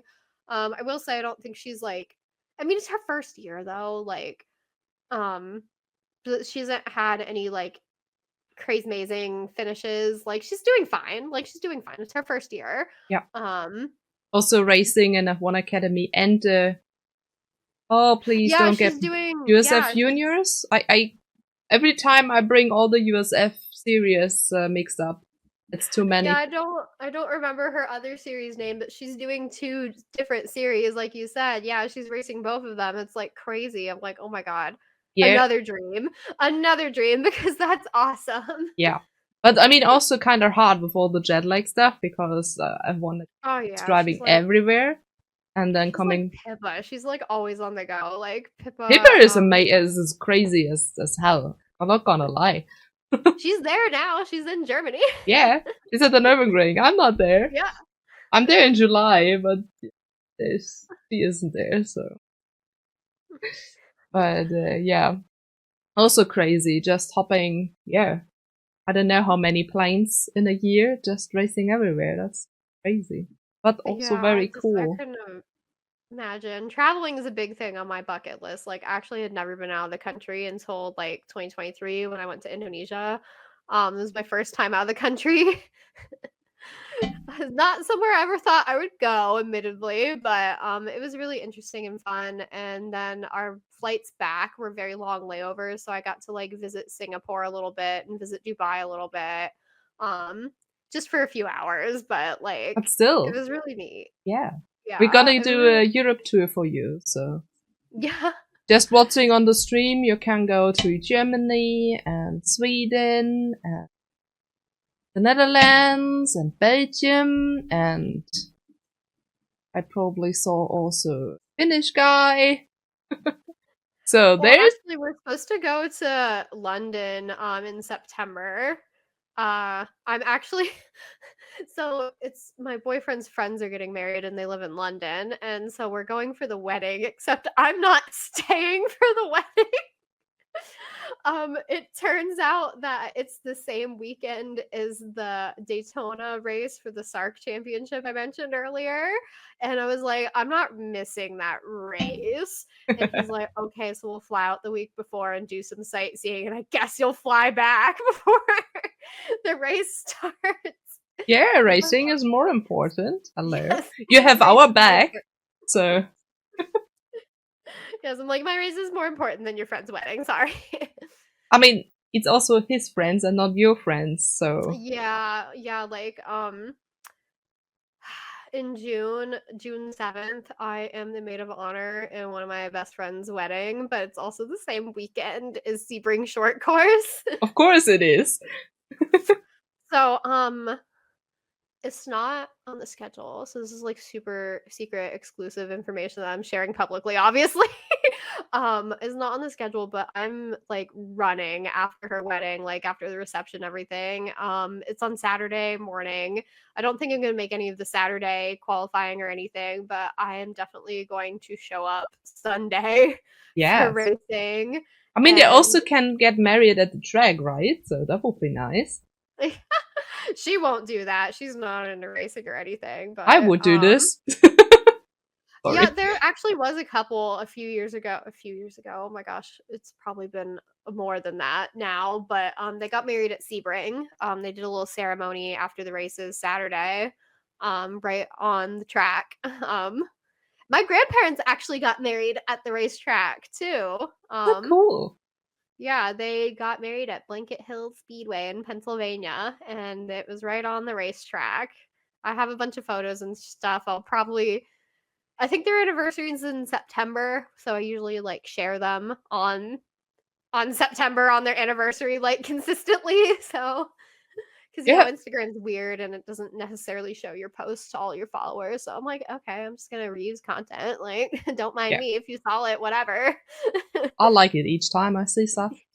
I'm fine. Yeah, so I probably won't share that again until September since it's their anniversary. But yeah, I have photos and like a news article and everything about it. They got married on a racetrack. I love it. I just love it. At least it's not your own wedding. How can we watch you race? Is there a local, regional, or in it? So for the longest time, they did stream one race. It was back in February, and it was like on YouTube on the SCCA YouTube page, and I like shared the link all over my social media, but it's not there anymore because it was back in February. But I think the race itself is still on YouTube. They tried out the streaming thing, but Roebling Road didn't stream it. I do not know if SCCA Central Florida region is going to continue to pay to stream it because they had to like pay somebody to set up their little cameras everywhere, and then like somebody had to host the whole time. And I think it was good. I think they got like a good amount of viewers. Like I think it jumped up to like 400 people at one point. Like I'm not sure. But I thought they did decently, but I don't know if like the region thought it was worth it or something. So they haven't said anything about streaming it again, unfortunately. And I've tried to make my GoPro work, but that little useless piece of equipment just overheats so easily. Like I have a GoPro 10 Black, and I like to run it in a case because Lord forbid something happens and it goes flying, right? Yeah. I cannot run it in the case. Like, I cannot run it in the case. It overheats. We even drilled holes in the back of the case. It still overheats. We even got a air tube that's pointing directly at it and it's getting airflow, and it still overheats. I have to take the case off in addition to keeping the air tube there for it to not overheat just to record my races. Like, Lord forbid I try to use the streaming functionality, which never worked for me because it then just overheated. Mm. So you can tell I love GoPro so much. We need sponsorship, please. Oh yes, I need them to pick me to do testing to withstand hot weather. I don't know why GoPro is obsessed with withstanding cold weather situations. We need hot weather situations. Definitely. So Like crazy. And it's so wild because I heard GoPro was initially made like for racing. Like, and then working good. it turned into like literally for every other action sport but racing, apparently. That's how it went. Nice. Oh yeah, because you're in Florida. You should come to Sebring or Daytona. Always welcome. See the action in person. Yes. Go, Fisher. There's a Daytona June race. I have my schedule up on my Instagram too, so you should be able to see it. Of course, the secret wedding June race is not on it, so It's in the pinned message if you're not clicked already and followed, by the way. Go for it. yes, I'm on more than just Instagram. It's just I'm trying to grow the Instagram account because that seems to be like where it matters. I have a Facebook account as well, like a Facebook page, but I feel like nobody our age does Facebook anymore. It's mostly for my family, my Facebook, to be honest. Like a lot of my family, like they live in Pennsylvania and they like seeing everything. So I like made a whole page dedicated to racing, and most of the same stuff that I post on Instagram is on the Facebook page. But if that happens to be your preferred method of social media, there is also a Facebook page. And those two are where I post the most. Like I have TikTok and YouTube as well, but like since they're video only platforms, pretty much like they don't get posted to as much. Versus like Instagram and Facebook, you get pictures as well. Yeah, it's kind of easier to put content out for Instagram and Facebook. And Content YouTube is so exhausting. And trying to run 4 accounts like that is very exhausting. And I think that's why TikTok and YouTube get neglected a little bit because I'm trying to like full-time run Facebook and Instagram, and it's a lot of work. It's a lot of work, especially because my schedule has like a lot of gaps in it. Like, I just went to Roebling the other weekend, but I'm not racing it until June now. So like the whole month of May is off. And so now I'm trying to keep up posting twice a week. I'm trying to like put content together. And it's it kind of like is hard. Like this week's video I threw together, I think on Tuesday night. I believe it was just some voiceover from Fast and Furious with my car, some clips of my car that I have. And I'd like feel bad when I post stuff like that, but it's just like, there's only so much time in the day. But also sometimes something I learned about making content, the thing you put the least work in it, that will blow up. And the thing you put so much work in it, that will just kind of go unnoticed. So it always does work like that. Yeah. Like I was so excited about making this, and I haven't made another one and I need to, but making like a Hecker racing history series where I kind of talk about my dad and my pap's like old racing stories. that's cool. And the only one I've made so far is because I actually happen to have footage of my pap racing at, I forget which track at the moment, Heidelberg. It was Heidelberg. He was racing there and his tire not his tire, he said a kingpin broke and he went through the wall, like, and the track is like up, so he went through the wall and landed like a couple feet onto a tow truck. God. Like, and it's like, granted, this was in the 50s, so the footage isn't that great. Like, I'm not trying to talk it up, but like the announcer is there and he's like, oh, and then like Hecker's through the wall, and then they did show him like pulling him out of the car. So you do get a good glimpse of him. And then I also included, apparently like a couple laps later, somebody lost their wheel and it went right through that hole that my pap made and into the parking lot. And I was just so proud of this little storytelling video. I was like, oh my God, it's going to do so great. I think it was a total flop. I want to see all of it, honestly. I mean, I follow you everywhere, I think, so I'm pretty sure I will I notice can't it. remember when I posted it. It was probably a while ago. It was a while ago now. I'm trying to go through it, but that's bad. What else? I see 2 follow notifications. Thank you. I'm not gonna look at the moment. I'm trying to find that videos, how long I posted. Oh, it's not too far down there. I posted it in January. But that's not too bad to find. It's got like a little. Can I pause this so I can show the? I guess Instagram doesn't let me pause videos. That's fun. Instagram can be very weird. It's like down here near the Ferris wheel on the other side. Oh my God, this looks like crap. With the little like photo-esque thing. It's that video. It's not too far down there. You just watch them all later. So if you are wanting to see that old-timey footage, I'm definitely going to remix it at some point and post it again. So if in the future you're following me and you see that I've posted this again, but it's remixed a little bit, we still liking it. Yeah. Okay. Also, my brain tend to forget some stuff again. I can be very excited about this again. That's fine. Yeah, and then that happens though. I read somewhere like Instagram only shows your posted content to about like 10% of your followers. I'm like, that's so little. So then they talk about reusing content and posting something again that like you posted like a while back, like you could reuse it and post it again, because the chances are that like most of your followers didn't see it to begin with. Like, I need to get better at that, probably. I just feel bad reusing stuff, but the reality is y'all probably didn't see it in the first place. Yeah, and also mostly you have my new followers and stuff, so I wouldn't feel bad about it. Yeah, Oh, what do you do when you don't race? Work, hobbies. I work as an accountant, sadly. When I was picking my college major, a race car driver was not on the list at any college, unfortunately. So I guess I had to pick something.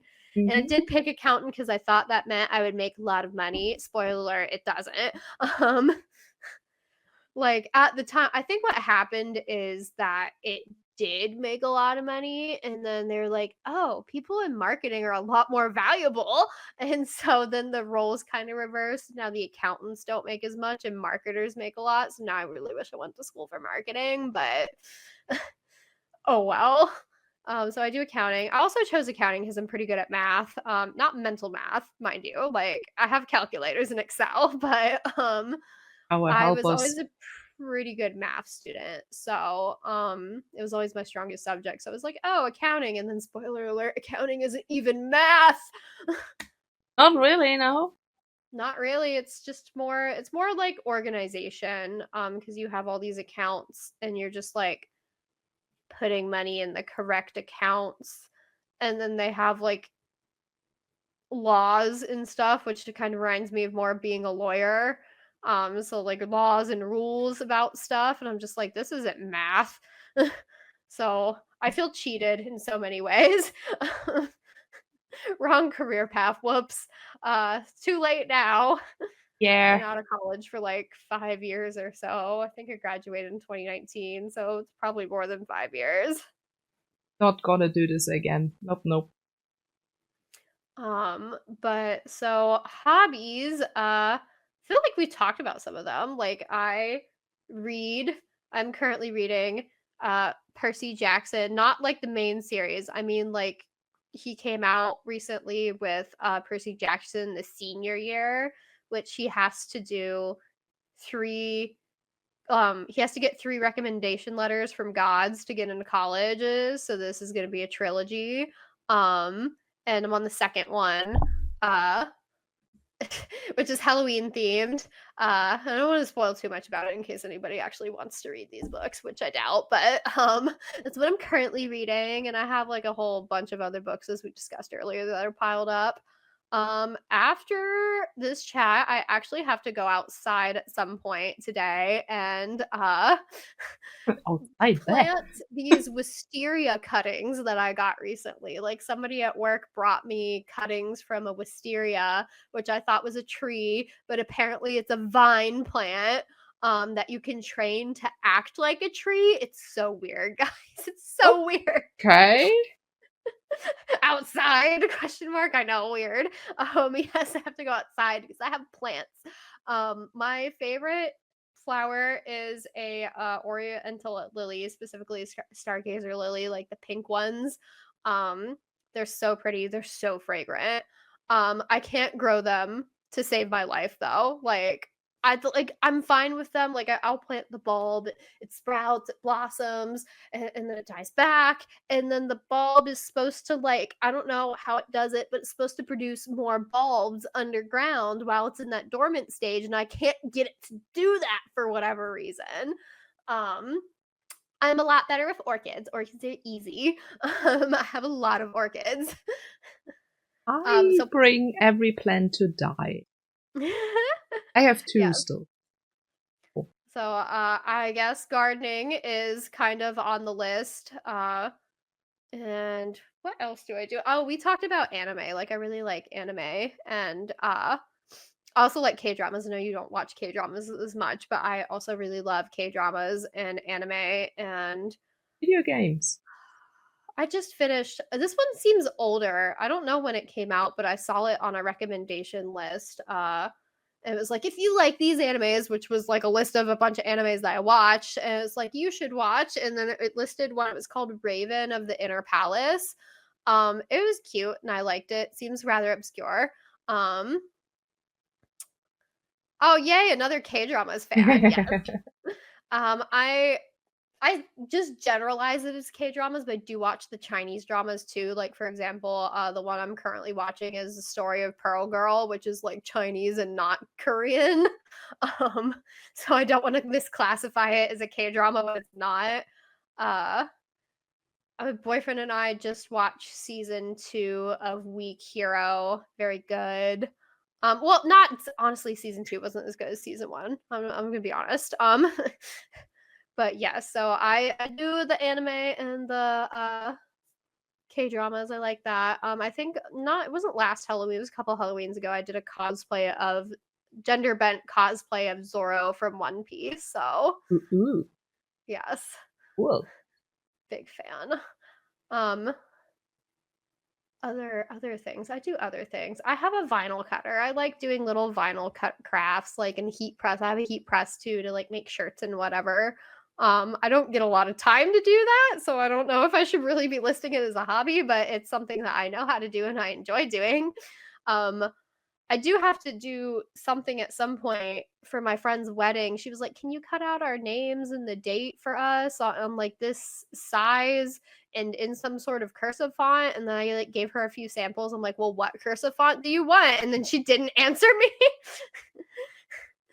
I was like, well, at least if she tells me finally like what, font she wants, it's going to be pretty quick to cut it out for her because I don't have to do anything else with that. I just have to cut it out and weed out the excess vinyl, and it's all good from there. County can make you a lot of money in the right account. If you put the money in the right account. That was a good joke. I missed that earlier.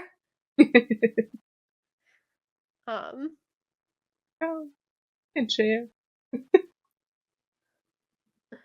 Oh, I feel like I have other things because everybody's always complex and has multiple hobbies and stuff, but I feel like those are the few things on the top of my head that I guess I do.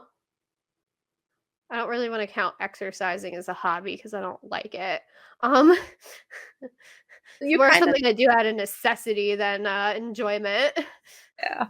Although me as racing driver, you kinda need to, so. I was like all the other female racers post like that are like obviously actually famous. They post like a lot of like gym videos and stuff as well. So then I feel slacking if I'm not like actively trying to like be at the gym or work out. And I just don't like it. I get all sweaty and it's gross. I say that and I like sweat my butt off in the race car. But so, that's like, different. I don't know what I'm complaining about. That's different. Racing is way better than doing exercise. Yeah, because I mean, I don't like lunges or squats. Like they hurt Poor my these. thighs. Poor these. They hurt my thighs and they're exhausting. I don't like them. Do you have any drivers you look up to? Well, obviously my dad, not that he races anymore. So I'm kind of side rant go-kart story, I guess. One of the very big reasons that I got out of go-kart racing, or that he got me out of go-kart racing, is because he got into a very bad accident in karting and somebody hit him and the cart flipped and he landed on his head with the cart on top of him, and then the cart kept going and he rolled and like he probably should have died. Like it was that bad. We didn't know anything was wrong. He kind of like walked it off, and like we went home that night and he tried to lay down and he started screaming. And so then we went to the hospital and they're like, "Oh, ribs 2 and 3, like the higher up ones, are broken and you have a punctured lung, and then your shoulder is dislocated, but it's also broken, and it's like this far apart from being broken into 3 separate pieces." I'm like trying to angle my fingers so we can see the very small amount of space I'm making. Like this far apart from being like broken into 3 different pieces. So we have to wait for that to heal before you pop your shoulder back into place. But these idiots at DeLand Hospital never scanned his neck. So my dad was having all this pain for like 6 months after everything was healed. Everything was healed, right? And we had no idea why. And he kept going back to the shoulder doctor because he's feeling it in his shoulder. Well, it turns out that his neck was broken. He ran around for 6 months with a broken neck. He had 3 broken vertebrae in his neck, and his spinal cord is 80% blocked. And so the neck doctor that got the case, like, because the shoulder doctor had him scanned and then sent him to the neck doctor. And the neck doctor, like you go into the waiting room and like you sign in, and the doctors are never out there, right? The doctor was out there when Dad got there, because apparently when he got this case from the shoulder doctor, he thought it was like a case study of a dead guy. And then the shoulder doctor's like, "No." And he's like, "Okay, well then this guy's paralyzed." He's like, "No, he's gonna walk into your office at 2 today." And so that's why the neck doctor was standing there waiting for my dad to get there because he didn't believe the shoulder doctor. And so the guy had like all these nurses asking him questions and stuff, and he was like, well, you've been drinking Jack Daniels, which I can't blame you because you're in a lot of pain, but Jack Daniels makes you bleed and you're not going to bleed on my table or else I would have operated today. And the funny part about this is nobody told dad at this point what was going on yet. The shoulder doctor just sent him over there and says like, I can't do anything for you, but go over here, your appointment's at 2 today. And so the neck doctor had to break it to dad like what was wrong, like you've got 3 broken vertebrae, your spinal cord's 80% blocked. If you don't have the surgery, like within 6 months you'll be paralyzed and within a year you'll be dead. Like it was that bad. And unfortunately, like, fortunately he's alive and he's walking and everything's as good as it can be, but because the lower half of his neck is fused together, like those 3 bones now are fused together, if he were to get like whiplash or like break his neck again, it's going to be the top half of his neck because the bottom half is a lot stronger now and the top will kill you, unfortunately. So he cannot get on roller coasters anymore. He cannot race anymore, though he's seriously thought about it. But Racing driver, yeah. yeah, like and I feel bad because like my pap got to go out on his own terms. Like the last race he ever raced, like he like lapped the whole field and won by a landslide and like, retired, right? Versus my dad was in some shitty go-karting accident at age like what age was that? I think he was like 45. 1964 minus 2011. 47, age 47. I was close. So at age 47, he's in some shitty go-karting accident and can't ever race again when he could have been racing like for years after that. Like I'm sure he would still be racing today, and he's like 60 now. Like I'm sure he would still be racing had that not happened. And I feel so guilty about that. Because I feel like had I never wanted to race and hadn't been in karts, he wouldn't have been in karts. Like Yeah, but I don't think that you should be feeling like this about this.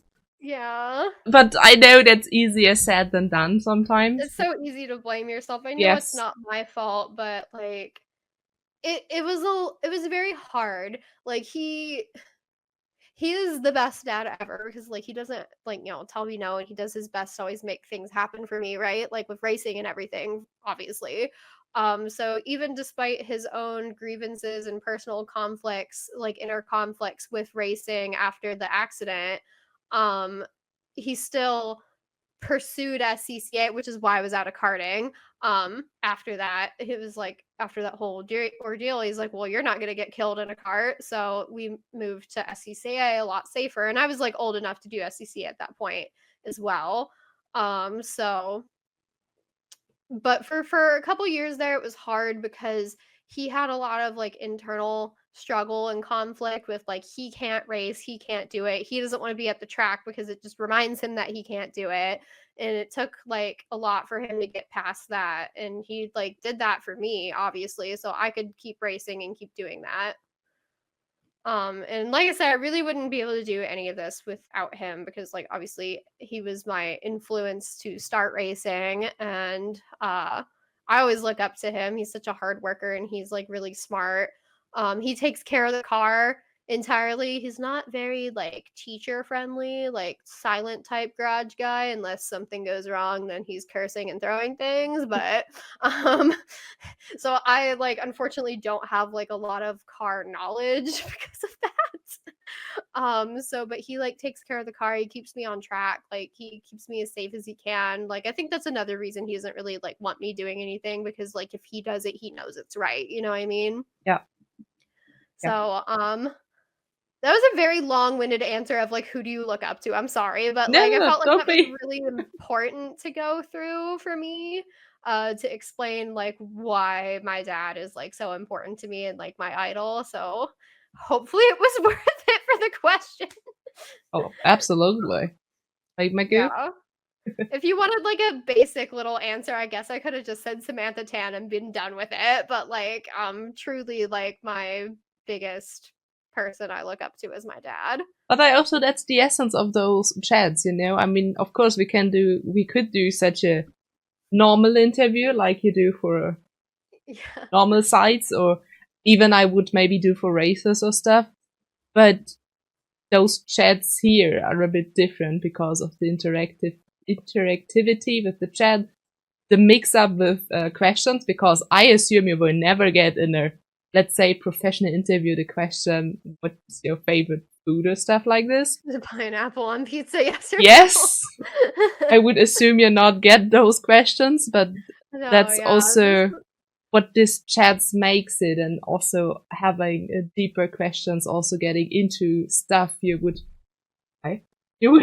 normally just check after 2-sentence answer or something. So, but that's what I love about them. I appreciate you all for putting up with my yapping, because I definitely can yap. Like, me and two of my friends were all kind of yappers, and we have a Snapchat group called the Chamber of Yappers, and it's literally just us sending each other videos, like just yapping about something. And you know, Snapchat does, like, it lets you record a video for I think 3 minutes, and we'll send like multiple 3-minute videos to each other. It's so bad. Yeah, it's cool. Also, I can promise you that this chat, wherever this chat is here, will probably ask for doing this again with you. So I would. No, this is great. I love it. We should do it again, but then do like an iRacing version. So, but then again, it's hard to read chat in iRace, so maybe that's a bad idea. It can be, yeah, it can be difficult. I haven't, like, I heard somebody suggest, like, oh, get some sort of AI or something to read chat to you while you're iRacing. I have not figured that out. Text to speech, yeah. Above my head. Honestly, I have my teammates for this. They're reading chat for me when I'm driving. Also, I'm also, when I'm driving, saying to chat that I read them later because wait. So that's mostly fine for the most chatters in chat. Oh, that was a sentence. So yeah. Speaking of chat, wow, that's incredible. Your pop is one hell of a guy. Yeah, I think so too. Is that why you run 96? Oh, yes. Okay, so this is so funny because technically a lot of people realize, I don't know why, I don't know how they realize this, but they realize I am born in 1996. So then they ask me if that is why I run my number, but no, it's not. It's because my dad ran number 96. Now, to be fair, he ran a lot of numbers, and so did Pap, and they didn't ever consistently stick with a number necessarily. But as a child, the car that was in the garage the most had the number 96 on it. And it was not because I was born in 96, because there are pictures that predate my birth where he was running 96. So it has nothing to do with my birth. But yes, my dad is the reason I run number 96, is what I remember him running. And I think he kind of laughs at that a little bit because he never committed to a number. So he's like, but I am like stuck on 96. Like, it has to be my number, right? Like, it has to be 96 and it has to be blue. Because you see, my room is blue. So yeah, pretty cool. Very much a blue fan. But so yes, my dad, I remember him running 96, and that's why I chose 96. I think when we did carts, he chose 99 instead. But it's fine. Aw, hi, baby. Yeah. So content. Look in their souls. In the souls of the head. For example, Danica Patrick, and leave it at that is just boring. Your answer is much more a thought. Aw, thank you. Yeah, also we had at least one guest who just said like yes, no, 1-sentence answers. It was not a bad chat, but it was kind of tiring. Not gonna lie. So they treated it like a basic interview. To be honest, I wasn't exactly sure what to expect yet. Like, it was like, is she gonna ask me a bunch of questions? Is it gonna be so? But then we just let chat do all the work. Yeah, we just yapping at the end of the day. We just having a chat. Yeah, we just have a nice chat together, and I do like it like this better. Like, was it Heels on Wheels had me on their little radio program before, which was really cool and neat. But most of the program, I think my dad didn't like. I have it on my YouTube if you ever want to listen to the recording. But I don't think my dad or my boyfriend really liked listening to it because the first half of their show was them talking about like a topic and racing, and I like, it was them chatting, and I was kind of just there in the background listening. And then they finally started asking me questions and stuff because I was like guest star, which was nice and cool. And it was good. I really liked when we got to that portion, but like this, it's definitely much more fun to interact with everybody. Yeah, definitely. And then of course, like, if you do watch that video, please ignore the one question they asked me that I really wasn't prepared for, and I like totally screwed it all up. So it's very embarrassing. They asked me how I thought more women, like we could get more women interested in racing, and I just like was totally taken aback. Like, I did not know how to answer it. I didn't know what to say. I kind of stumbled. I've since then like really sat down and thought about that question. And I think the shift up now, like, if you don't, I'm actually wearing their shirt today. That's okay. But they have like another shirt that says if she can see her, she can be her, and I think that's like a really great answer to that question actually.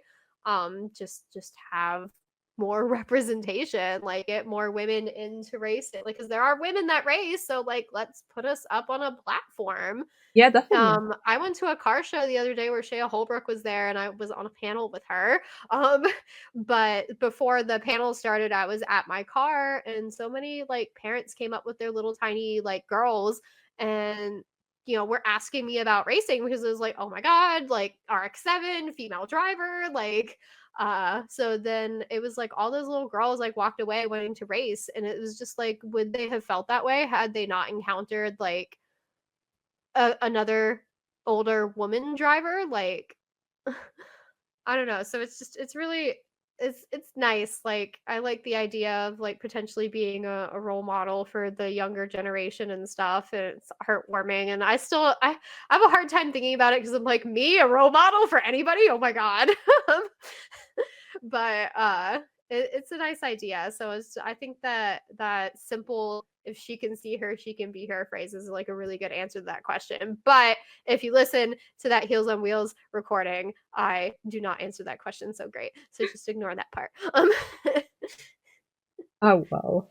I mean, I think that also happens to many people. Just getting a question out of nowhere and you have no idea what to answer. Oh yeah, and it was so bad. I like listened back to it and I was like cringing. I was like, oh. Yeah. But I mean, that's totally normal. Also, I think that's really true. I mean, we have a growing numbers of girls in motorsport and females, so that's definitely something. And also seeing all the little girls just think, oh, this is such a cool racing driver. And also hearing girls like, I didn't know that we can do this also. And you just... That is lost on me. Like, I see that a lot too. Like, oh, I didn't know girls could drive too. And that just like, and I think it's just because I was blessed with the parents that I have. But it like is so wild to me when somebody says like, I didn't know that like we could do that too. Yeah. I'm just like, what do you mean? Like, but at the same time, what I mean by like blessed by my parents, I mean like my dad never told me no, right? Like my dad never said anything about me not being able to do something because I was a girl. He's bent over backwards just to make the things I want to do like happen, right? Like, but so I think it never occurred to me that it was weird for girls to drive, right? Like, so yeah.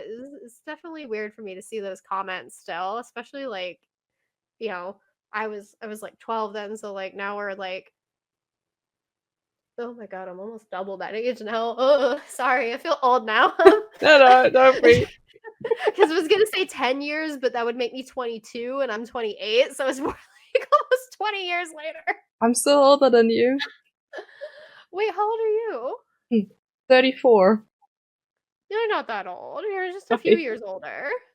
Yeah.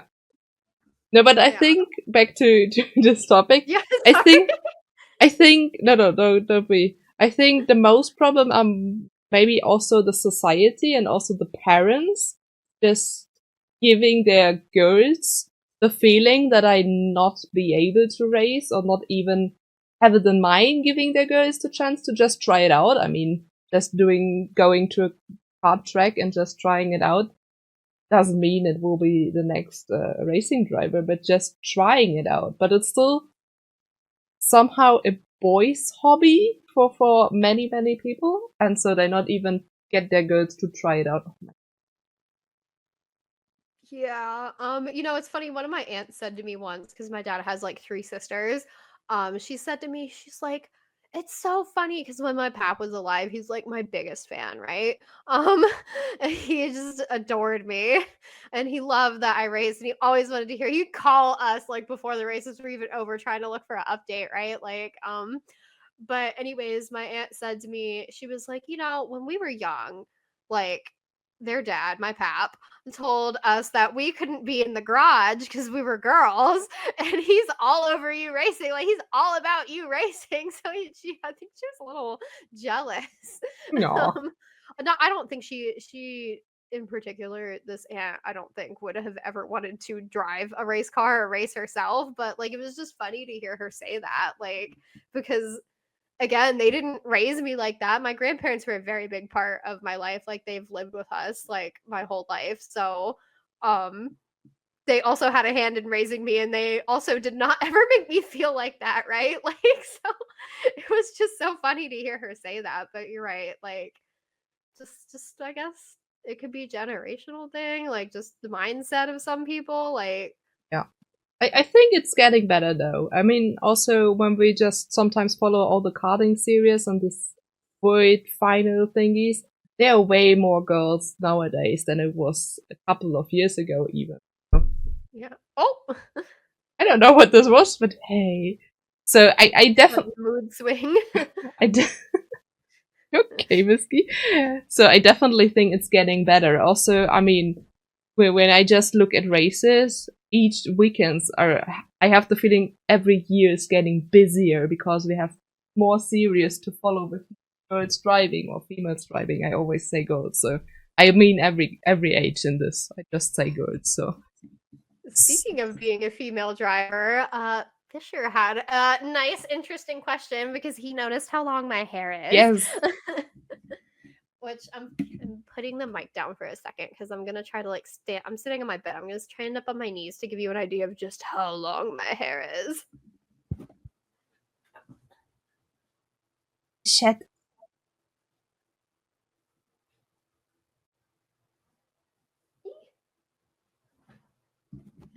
Okay, hi, I'm back. Sorry. I tried my best. But it is about 3 feet long. I haven't measured it in a minute, so maybe it's a little more than 3 feet. That'd be cool. As I said earlier, I'm absolutely obsessed with Rapunzel, so I have to have Rapunzel length hair. Oh yeah. I always get comments from like, because I have like sorry, the camera was reversed. I started reaching this way. I have the front pieces that are shorter that probably need trimmed because they're supposed to be like cute little face frame, right? But they're grown out right now. But so sometimes when I like have all my hair behind me and I take a picture, it can kind of give the illusion that I might have short hair. If it's like tucked nice enough, right? And my cousin is like, oh my God, did you cut your hair? Every time she's like, oh my God, did you cut your hair? Did you finally cut your hair? You look so cute with short hair. I'm like, over my dead body will I cut my hair? It's still there. It's still there. And it would stay. I love having my long hair, and so how I do fit it in my helmet, I cannot have a high pony. It has to be low at the base of my neck, or else it's like the helmet does not fit. So and then I like do the pony, and then I braid it because this crap tangles so easily.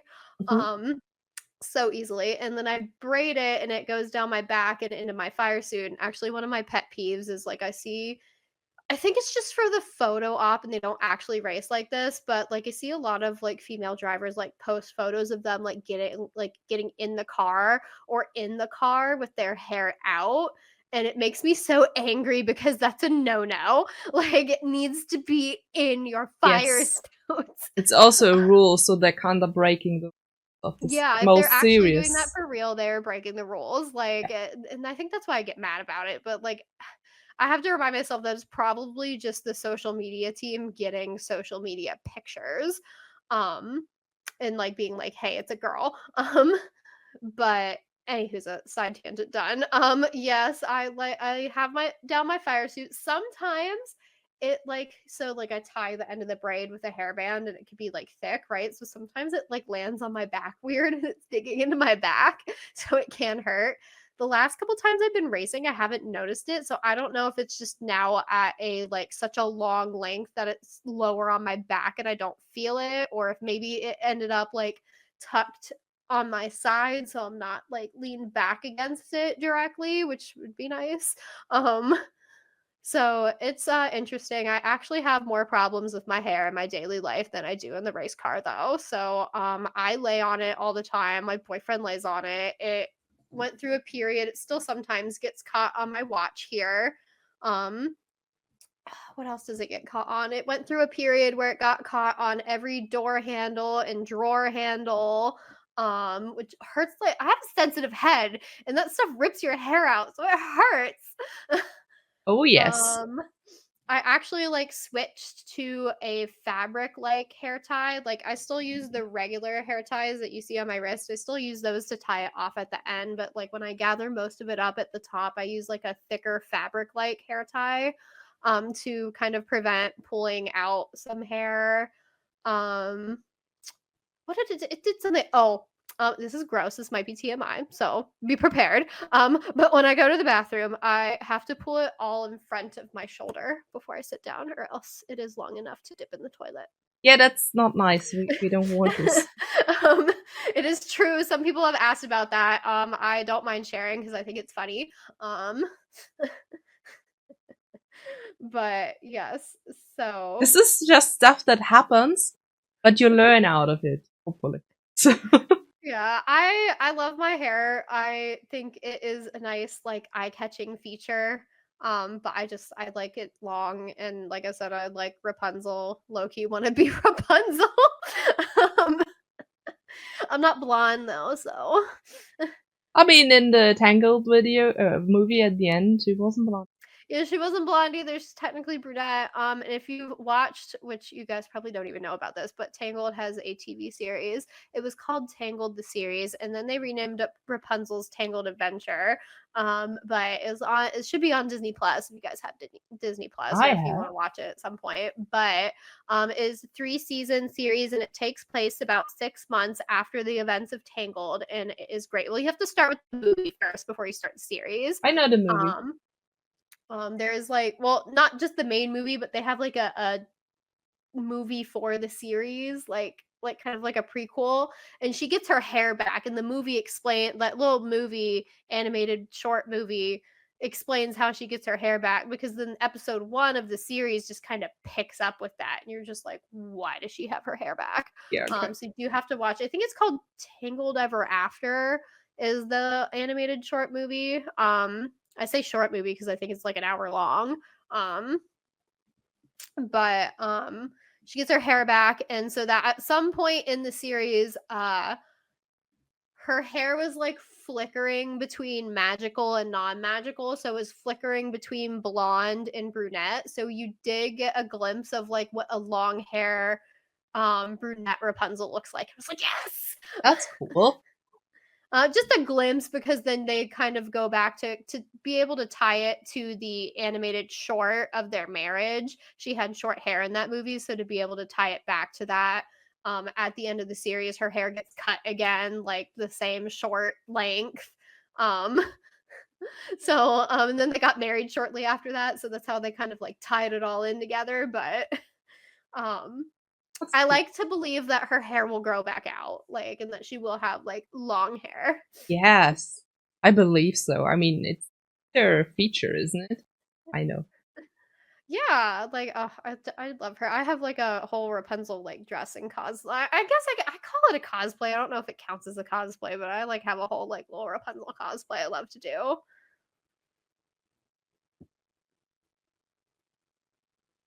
Oh, she has a Punzi cosplay and a little Pascal. Oh my god. You can see my little Pascal behind me. Let me go get him. This mic might fall over.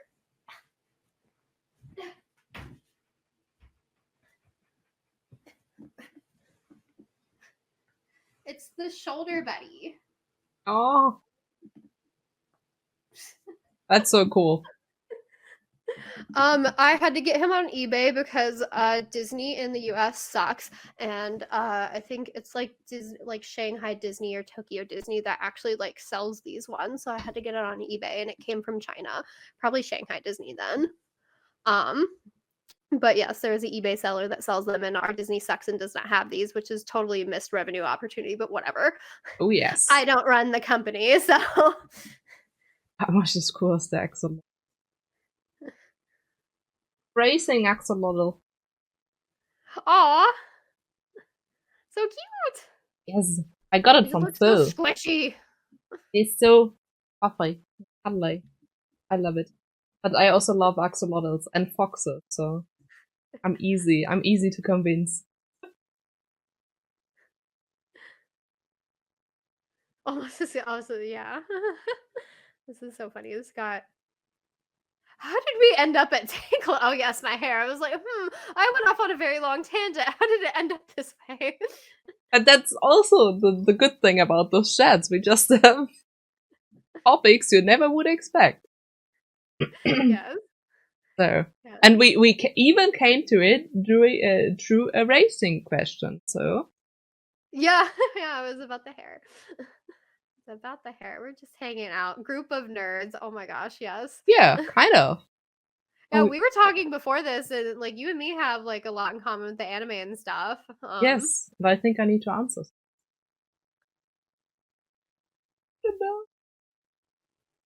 I mean, yeah, I love it.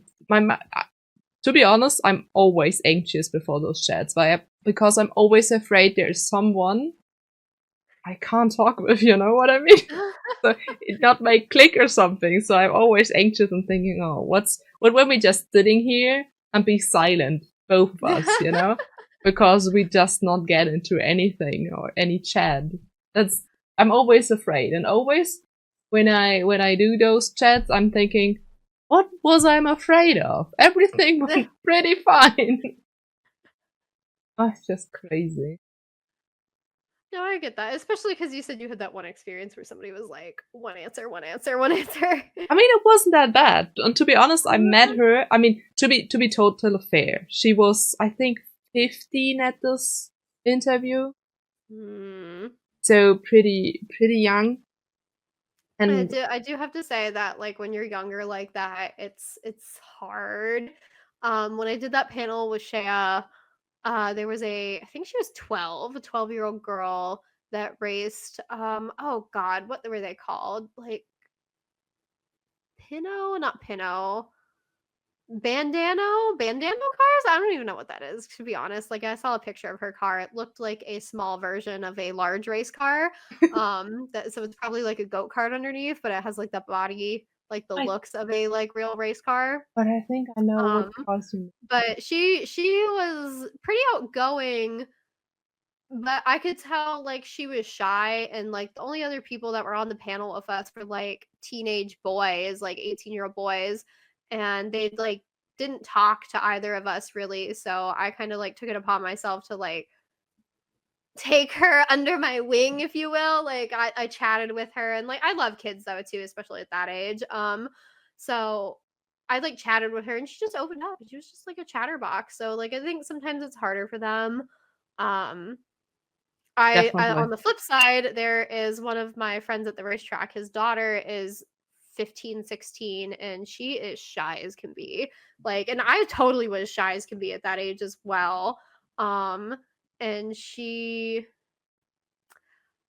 I don't know what it is. Like, I mean, I don't know what it was with me at that age either, though, to be fair. Like, I was shy. I was afraid to go up and talk to people. Like, I definitely kind of like forced myself to grow out of it because I wanted to be like a social butterfly. I'm not very good at it still, but I feel like I've come a long way. I don't think a 15-year-old Nicole would be handling this chit chat very well right now. Yes. But Yeah, so she's rather shy, and I was shy, and the way I trained myself out of it was first I was a camp counselor in high school. So then coming out to kids, like, interacting with kids is a kind of an easier way to start. And then after that I became a RA at my college, a resident advisor. Um, which then you have to answer to people your own age. Um, and I think just those two experiences from there like made it easier. And I kind of just realized along the way at some point, like, just go for it. Worst thing that happens is if you embarrass yourself, like, what are the odds that you're ever going to see that person again? Yeah, and people tend to forget also. So even you think maybe it was embarrassing and they just think nothing about it. That also can be. So, but it's more difficult on a young age to understand how this works. Sometimes I think you just need to get older to understand all those stuff that happens. And it's not all that bad. So. I see Fisher went to USF. I went to Flagler, so that's why I'm in St. Augustine. I actually work there now. And then serious question, do you feel like you get treated differently being a woman on the racetrack? So, this is where my dad comes into play again. I feel like my dad shelters me a lot from this kind of thing. And well, see, like on the racetrack, I think everybody kind of like recognizes my car now and like knows who I am at this point. Like, I'm the only young female that drives, so I'm like a little famous in my own region. Just kidding. But a lot of the workers know who I am versus like I don't know who they are. But I digress. So on the racetrack, they don't necessarily like know who you are beforehand, right? So like they just know that they're racing somebody. They definitely always assume it's a guy. But I'm guilty of that too, though. Like, I assume it's a guy. Like at Roebling Road, this was it a BMW? I think so. I think it was a BMW. It was like supposed to be a faster car. She couldn't drive or crap on the infield, but and she held me up and I lost second place because of it. Like I ran second the whole race and I just couldn't get by her, and then the guy in third managed to sneak by both of us the last lap coming to check her. So like it really sucked for me because I ran second the whole time. And I thought at first, you notice I'm saying she, I thought it was a dude. I was so mad. And I got out of the car and I definitely assumed it was dude. So then I was surprised when I looked over and like it was another female that got out of the car.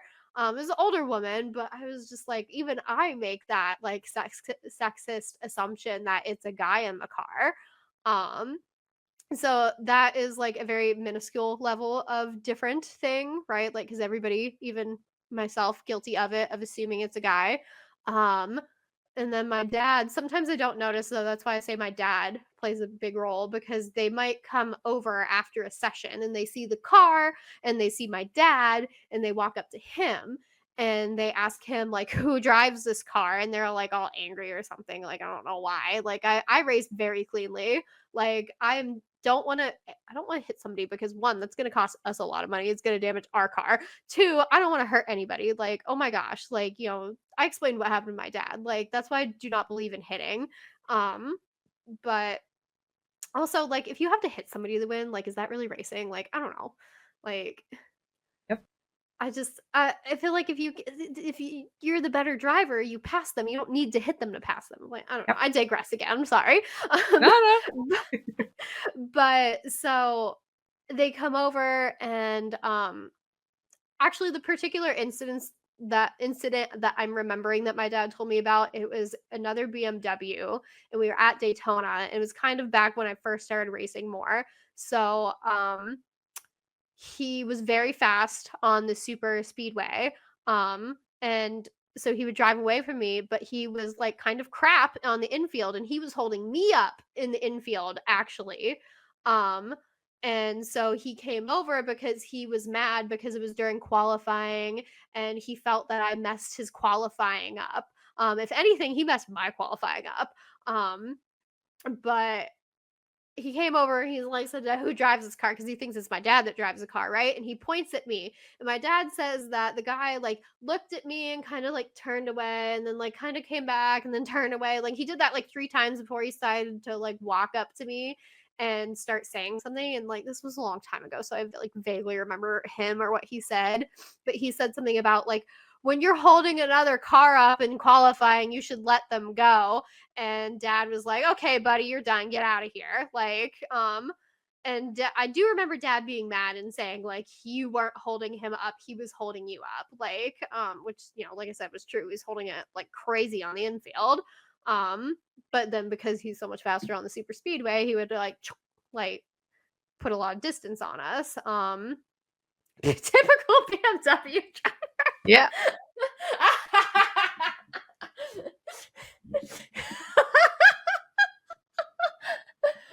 Oh my gosh. I love you, chat. That's too funny. But yeah, so there's stuff like that happens. So then which I mean, I guess you could say in a way that almost like works in my favor because they're deterred from starting a fight with me because I'm a girl. But then at the same time, he felt like he could come up and say that, like, you know, I needed to get out of his way. Why? Because I was a girl, maybe? Like, I don't know. Like, he definitely didn't know I was a girl beforehand. And he was just like frustrated because we were in that situation, like, didn't get clean qualifying laps, but not my fault. Nope. But yeah, so then there was I don't know if this was sexist or not. I don't know if it was sexist. I don't know if it was ageist. I don't know what it was, but in 2017, I was up for 5 points championships, right? Like 5. Florida region and Central Florida region, which Florida region's like the South, Miami, Homestead area, and Central Florida region, like Daytona and Sebring, they decided they were doing something called the Florida Cup. And it was like you race in both regions. And it's because nobody wants to race in Florida region. It's poorly run. I didn't say that. Anyways, they were trying to promote more people to go down to Florida region to race because they don't have a lot of people, and Central Florida region is very like packed with people. And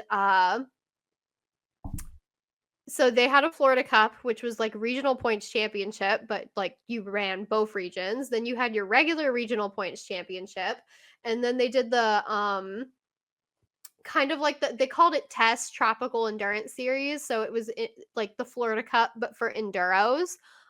Same idea, Florida and Central Florida region enduros. And then I was doing the SARC Championship, both the SARC sprint races and the SARC endurance series.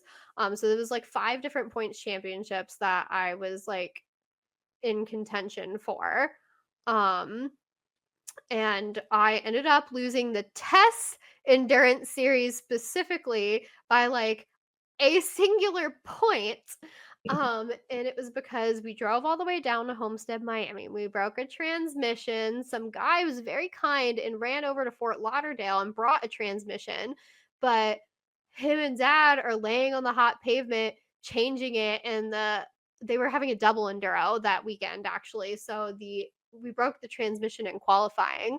And the first enduro race had started. And they're changing the transmission, and we entered the race 30 minutes late. So it's only a 90-minute enduro. And I asked my dad, I'm like, what are we doing about the mandatory 5-minute pit stop? Because we didn't have like time to plan for that or like the radios or anything. He's like, what pit stop? You're 30 minutes late. Go. Just run the entire race. And so that's what I did. Well, because obviously like finished last, and a lot of people don't go to those races. So I think last was still like 3rd. But they decided to disqualify me because I didn't make this 5-minute pit stop. And we were like, the rules state that disqualification is the most severe penalty. You could move them to last place in class and put a time penalty on them, which obviously wouldn't have hurt me because I entered 30 minutes late. But when you see when you gather all the information, like these people like put a transmission in the car to get another car out on track for the race, like, are you really going to punish them for that? Like, just do the minimum penalty, but they didn't want to do that. So then we protested the decision, and they did this went to national later, but so like for now, like they did like, we'll put you to last in class and only give you half of your points. Because which I think third place was 18 points, so they gave me like 9 points. And Dad was like, okay, whatever, like we could still win the season with that. So then 2 months later, we're at Sebring for that 6-hour into the night enduro. And they're calling me to the office, and it's this official that made that same decision back in Miami, right? And he's saying, well, the other guy that won the race is now protesting it. No. SCCA rules state that you have to protest within that 30-minute time span.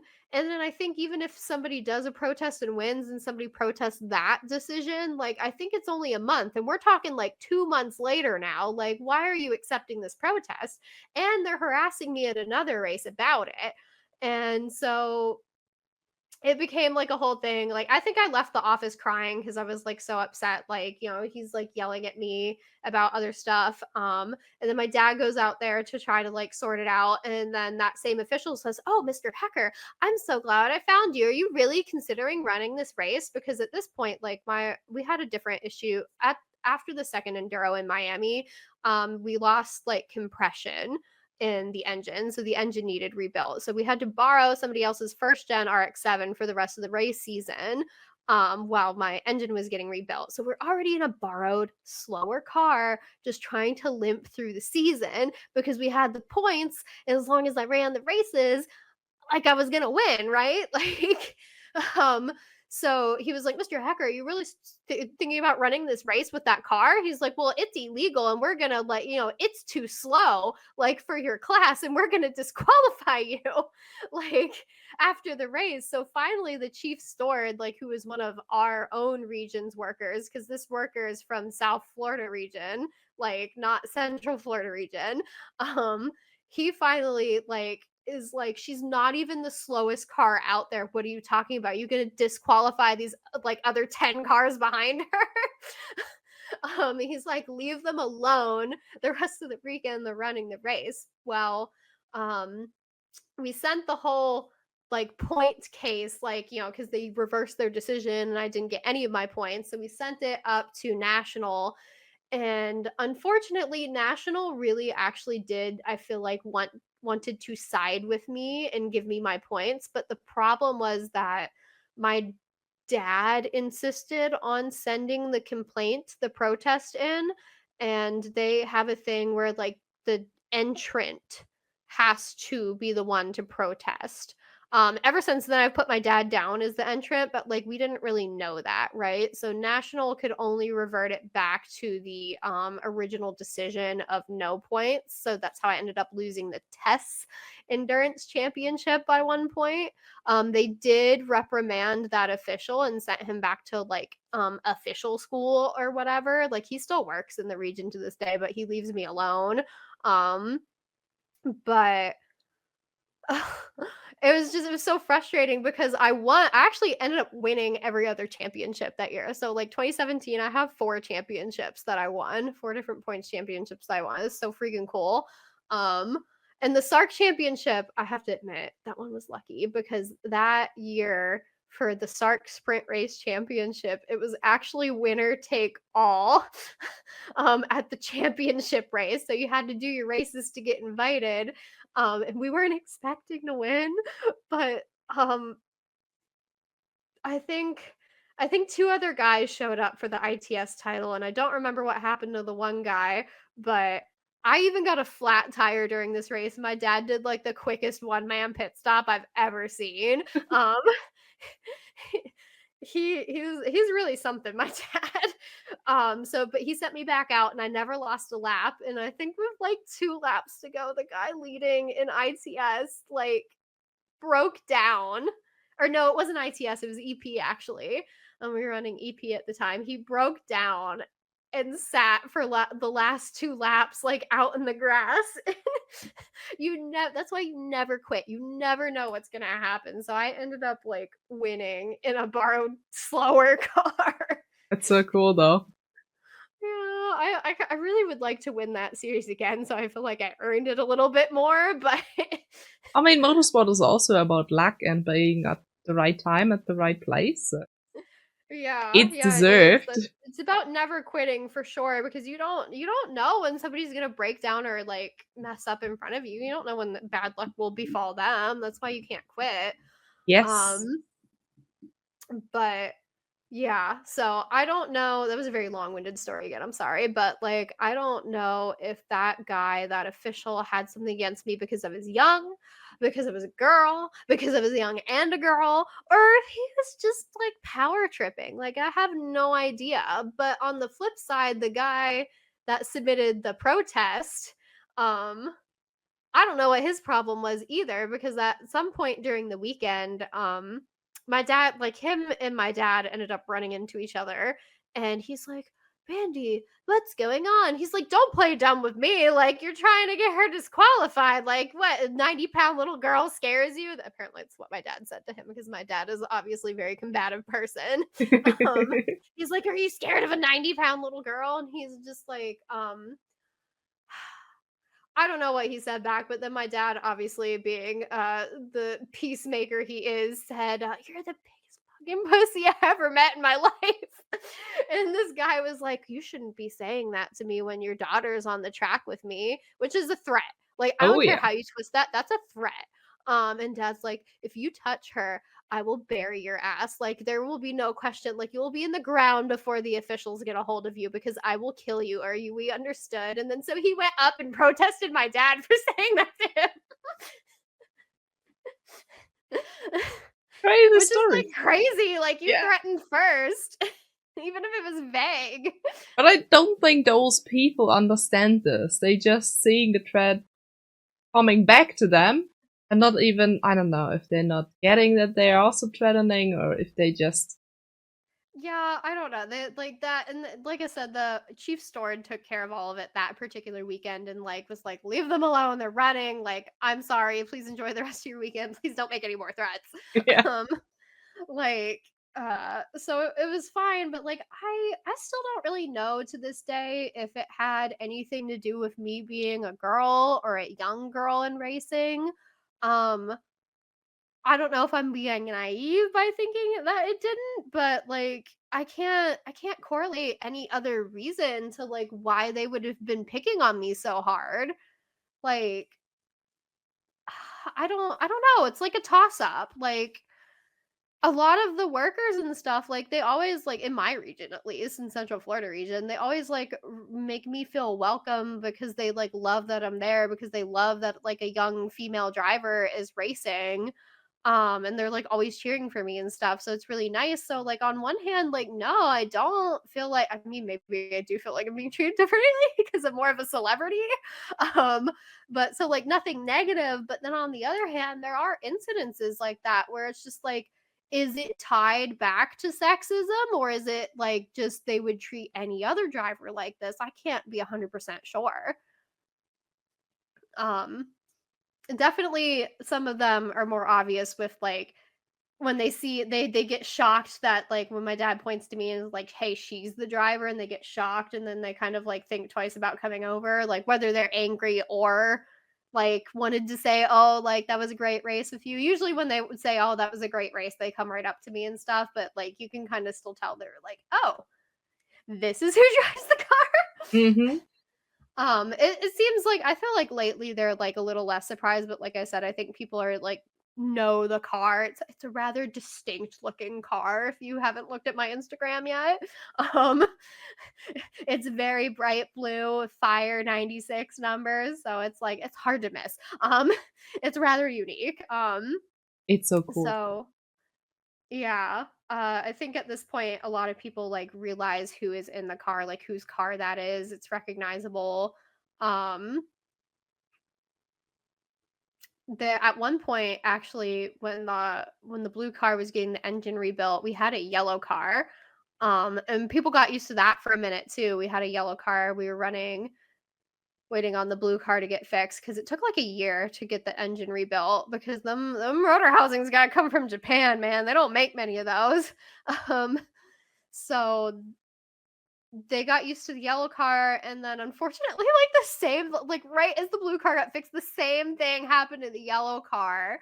Like the engine needed rebuilt. And it was like, well, at least the blue car's done. So instead of messing with it, Dad decided to sell it. And the guy who bought it apparently was like, "Ah, this is the car Nicole races." And when he came to pick it up, he was like, he saw like the blue car, and his like face was like, "What is that doing here?" And he's like, "Yeah, the blue car is fixed. We're gonna be running it again." And he's like, "Oh," and then he like took the car and left. um, I think he was a little upset that the blue car was still a thing. But the blue car is so cool. Yes. I also had a white car at one point too. And the white car was like a full-on EP car. Like the engine was ported. We had plexiglass back windshield and front windshield. She was a rocket. There's like I forget what the title is, but is somewhere on my YouTube channel of a Daytona race where I got hit, like literally going into turn one after taking the green flag. Somebody like tapped me in the back and I spun around. I had to wait for everybody to pass me, the entire field, before I could turn back around. And within 4 laps, I was second overall. Like, I couldn't catch first overall, which unfortunately was like also the class leader, the EP leader. So I ended up second, but it was like the best comeback ever. Yeah. Super cool. Next car. I forget which video that is on YouTube, sadly, though. So, it would be one of the EP races. I think I'm pretty good about labeling if it's an EP or ITS. Maybe not recently because I only run ITS recently, but it's like an older video, probably like 2017, 2018-esque era. Maybe 2016. I don't remember. It's been so long. We'll find that. Sometimes I sit down and I like remember just how long I've been racing SCCA, and I'm just like, I've gone nowhere. I wouldn't say that's MX5 Cup, please invite me to the shootout. Oh, we're gonna need to make this happen.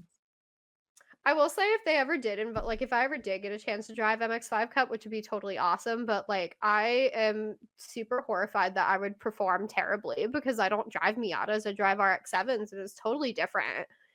It's totally different. Like I feel like I worry that I wouldn't be like good enough to drive a Miata fast, you know? Yeah, but I would say, I mean, I know you would take the chance when it would come up, but just trying it out. So there are a lot of, I mean, the field is pretty big. It's very tight, very competitive, but it was good. So, I mean, everything can happen in this race. I mean, where was this very big incident where just, I don't know, 13 cars it was Daytona, wasn't it? Race 2? Oh, the MX5 Cup, their giant, like, entire car field crash? Yes. That was at Daytona.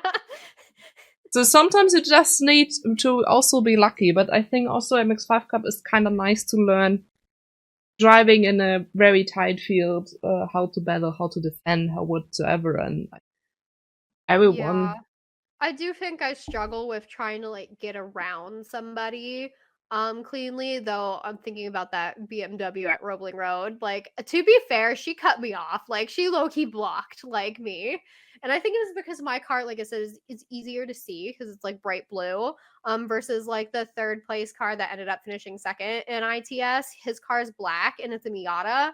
And like I was the one directly behind her, so she's probably like looking at me in her mirrors, and like he was able to sneak by, right? Like, and she's, the worst part about that is she's not in ITS, she's in like R1 or something. She's in a different class, so I'm not like racing her technically, right? So it's just like, let me go, you've totally ruined a race. Like, yeah, and also her own, because it takes so much more time to defend than to just let you go. Yeah, doing her own pace. Somebody must have said something to her because, like, on race 2 the next day, she like stayed out everybody's way. Like, she must have known. Yeah. Speaking of that MX5 Cup crash, you also reminded me, like, this isn't my story to tell, but like some of the comments online for women are like horrible. Like, I've gotten terrible comments too, but your mention of that crash like reminded me in particular of something that Ashlyn Speed had to go through. She posted her in-car video because she avoided the crash, right? Like, she drove through it and avoided it, and she posted that video, and somebody literally had the nerve to get on there and be like, um I don't remember the quote exactly, but they like mixed in like you started like it's easy to avoid the crash when you started last, and like said something about her being a girl, right? Like, I remember. what the heck? Why? Like, yeah. But that's also, I mean, also especially social media. We had those. Was Marta Garcia, I think, who was not to blame for any on this accident that happened, and I forgot the series. But doesn't matter. It was a hard accident, and people still going, "Oh, it's a woman, she can drive." I mean, no, it was clearly the fault of the other car. So what's going on? But I think, especially on social media, really, especially men. I'm sorry, Chad. I know nearly every one of you here is male, so I'm sorry. But there is a huge percentage of men who just go under female racing driver accounts or any sport. I think it's in any sports or any woman on the planet. And just wanna hate. I mean, they just want to hate to maybe feel better. I don't know if they have such a poor life. Because their own lives must be miserable or something. Like, yeah. I generally don't understand. Like, it's definitely mostly on social media rather than in person, at least in my experience.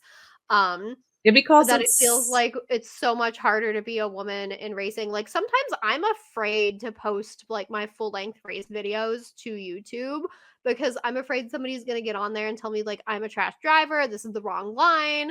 And people tell me that too. They're like, oh, like you're not driving the right line. I'm like, okay, well, you drive a Miata, it's a completely different car. Your line might be slightly different than mine because I need to turn turns into like little straightaways for my car to be able to be good versus like you're in a Miata and you just throw it around the corner. I can't do that. I weigh 2680 and you weigh like 2,000 pounds. Like, yes. Also, it's so often people who never sat in a race car writing those comments. Oh my god, yeah. So that's even worse. So a lot of people like not to hate on iRacing, but they think they're experts because they are expert iRacers, and iRacing is a very handy tool, but it also is not real life. Of course not. Also, there's no RX7 on iRacing either, so I don't know how you can tell me. Yes, true. Also, people forgetting that, I mean, in iRacing, when an accident happened, you just go back to the pits, have a new car, whatsoever. But real life, I mean, you damage your car, it will cost a lot of money. It even can damage your own health or this from the other driver or whatsoever. So you, of course, in iRacing, you go so much more risk mostly because you know it can nothing happen to you personally. So it's not the same. It's just what it is. Yeah. It's not the same. Yes. So online, definitely, yeah, women just get criticized a lot more online. Like, I'm sure, like, it happens in person too, but definitely it's more pronounced online because people are like, what do they call it? Like, what's the term? Like keyboard war? I guess why I'm asking you. You're in Germany. It's probably an American term, like keyboard warrior or whatever it is. No, it's we know this. But also. like basically, like they're hiding behind a computer screen. Yes, is essentially what it means. None of them would go like they can be big bully from. Yeah. None of them would go in real life to those person and say this to their face. They would never. But they can hiding behind the pseudo. No idea what the English pronunciation is. But behind a fake name, behind a fake profile pic, or not even have one, and just write stuff there. I mean, also when I don't like stuff on the internet, I just scroll over it and watch something else. So I don't know. Yeah. it's also people coming into stream and saying, "Oh, I hate what you're doing." Yeah, well, there are so many more Twitch streamers. Just you go, click off the stream. just go everywhere else. You don't need to tell me. Why do you need to leave a comment? You can click off the stream. So also, for example, I use racing lines in iRacing because of my eyes and my visibility. And people just commenting sometimes on it. And sometimes I have this on Instagram, and then I go on their profile, and then I see them playing those F1 games with TV cam and stuff, and I'm so... And you wanna tell me that I not should race with racing line on? Okay! It's just stupid, honestly. I hate to stream only because it is so short. We're already nearly 2 hours in. Hello? Yeah, I was gonna say, she told me before this I'm not trying to break my 4-hour record, but apparently we might be going for that now. But it's just so much fun. I love it. You know, I love when it's just in the flow. We're just talking, yapping. It's just fun. So it's so easy.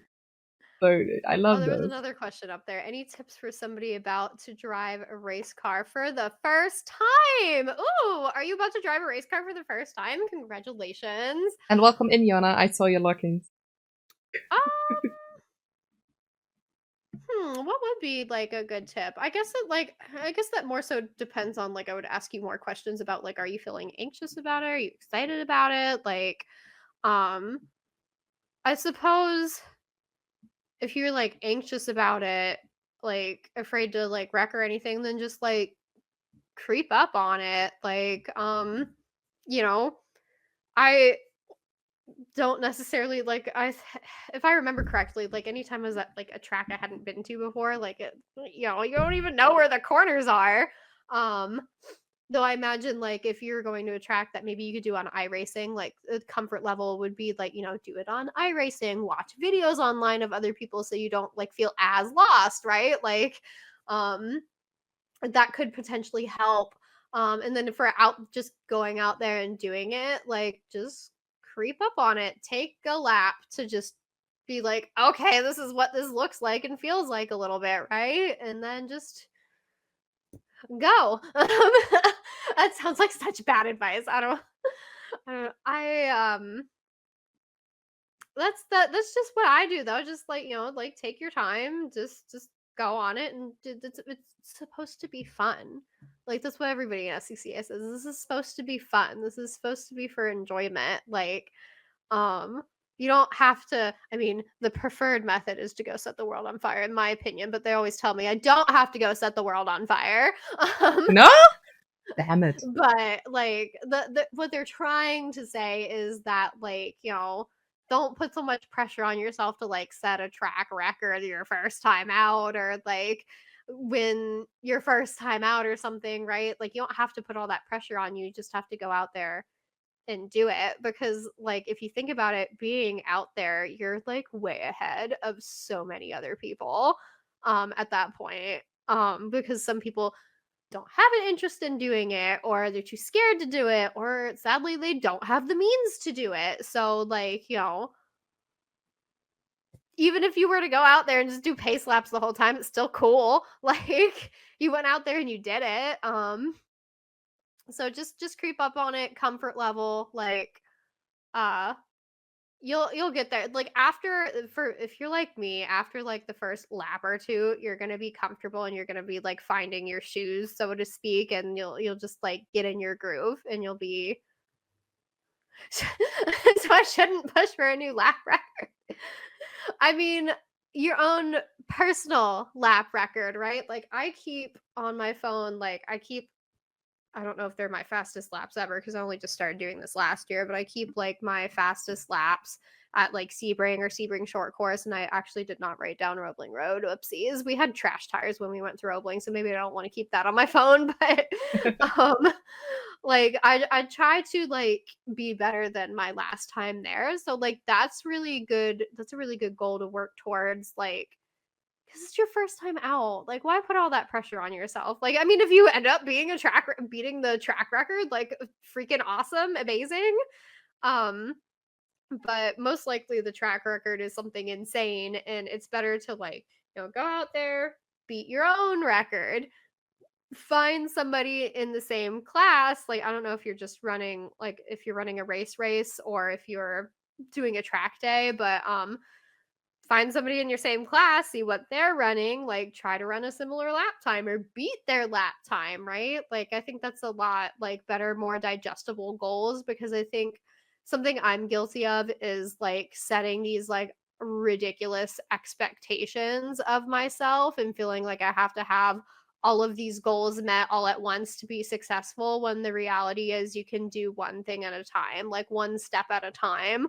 Like, I don't have to meet these 10 different like outrageous goals to be successful in life. Like, I just have to like meet one goal at a time, like just tackle one thing at a time, and I can still be successful.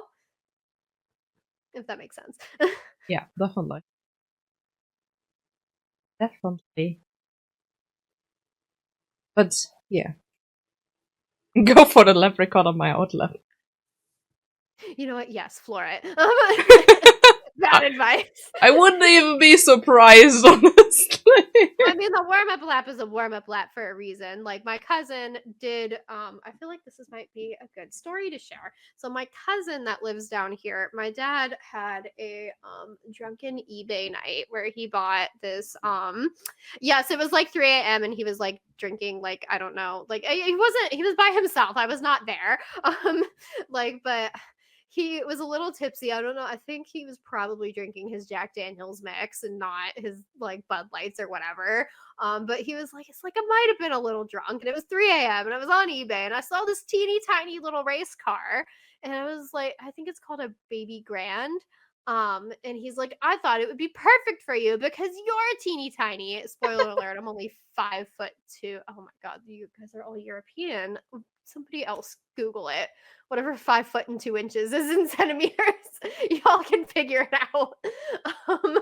So apologies. Anyways, so he's like, tiny girl, tiny race car. And he buys it, right? Like, it's 3 a.m. on eBay and he freaking buys this race car. And it comes, and whoever's driving it before was like tall AF, man. Like, I could not reach the pedals. They were miles away from my feet. And so once it got here, though, the car's like 1,000 pounds. It's like light. The entire body's made out of fiberglass. This thing, like, Dad's looking at it and he's like, oh my god, is this thing gonna just fly away at Daytona? Like, I can't have her drive this. So he gives it to my cousin, who's like 6 foot, right? He's tall. And my cousin is like, he's a few years older than me. I actually think he's around 35, if not like closer to 40. But he takes the car and he's like, oh yeah, hell yeah, because it's got a motorcycle engine in it actually, and he's all about motorcycles, so he was thrilled. And he's got a wife and 2 kids, and there's like, life happens. He kind of been like, he races and he was away, and so like not this past February, but last year February, he like comes back. It's been a year since he's been in the race car at all, because they had just had like their second daughter and everything. And he gets in the car, he goes out for qualifying, didn't warm I don't know how old the tires were, I doubt they were new, but he didn't warm them up, and he just like fucking sent it, man. And he gets to the hairpin and he locks up the brakes and smashes into the wall, and the car still isn't fixed to this day, by the way. This happened over a year ago. And that's what happens.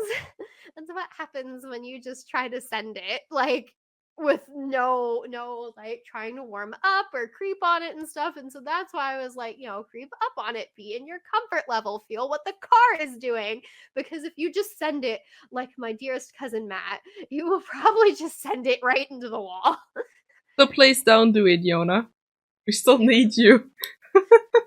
Yeah, so, and whilst you might physically be okay, your wallet will be in a lot of pain.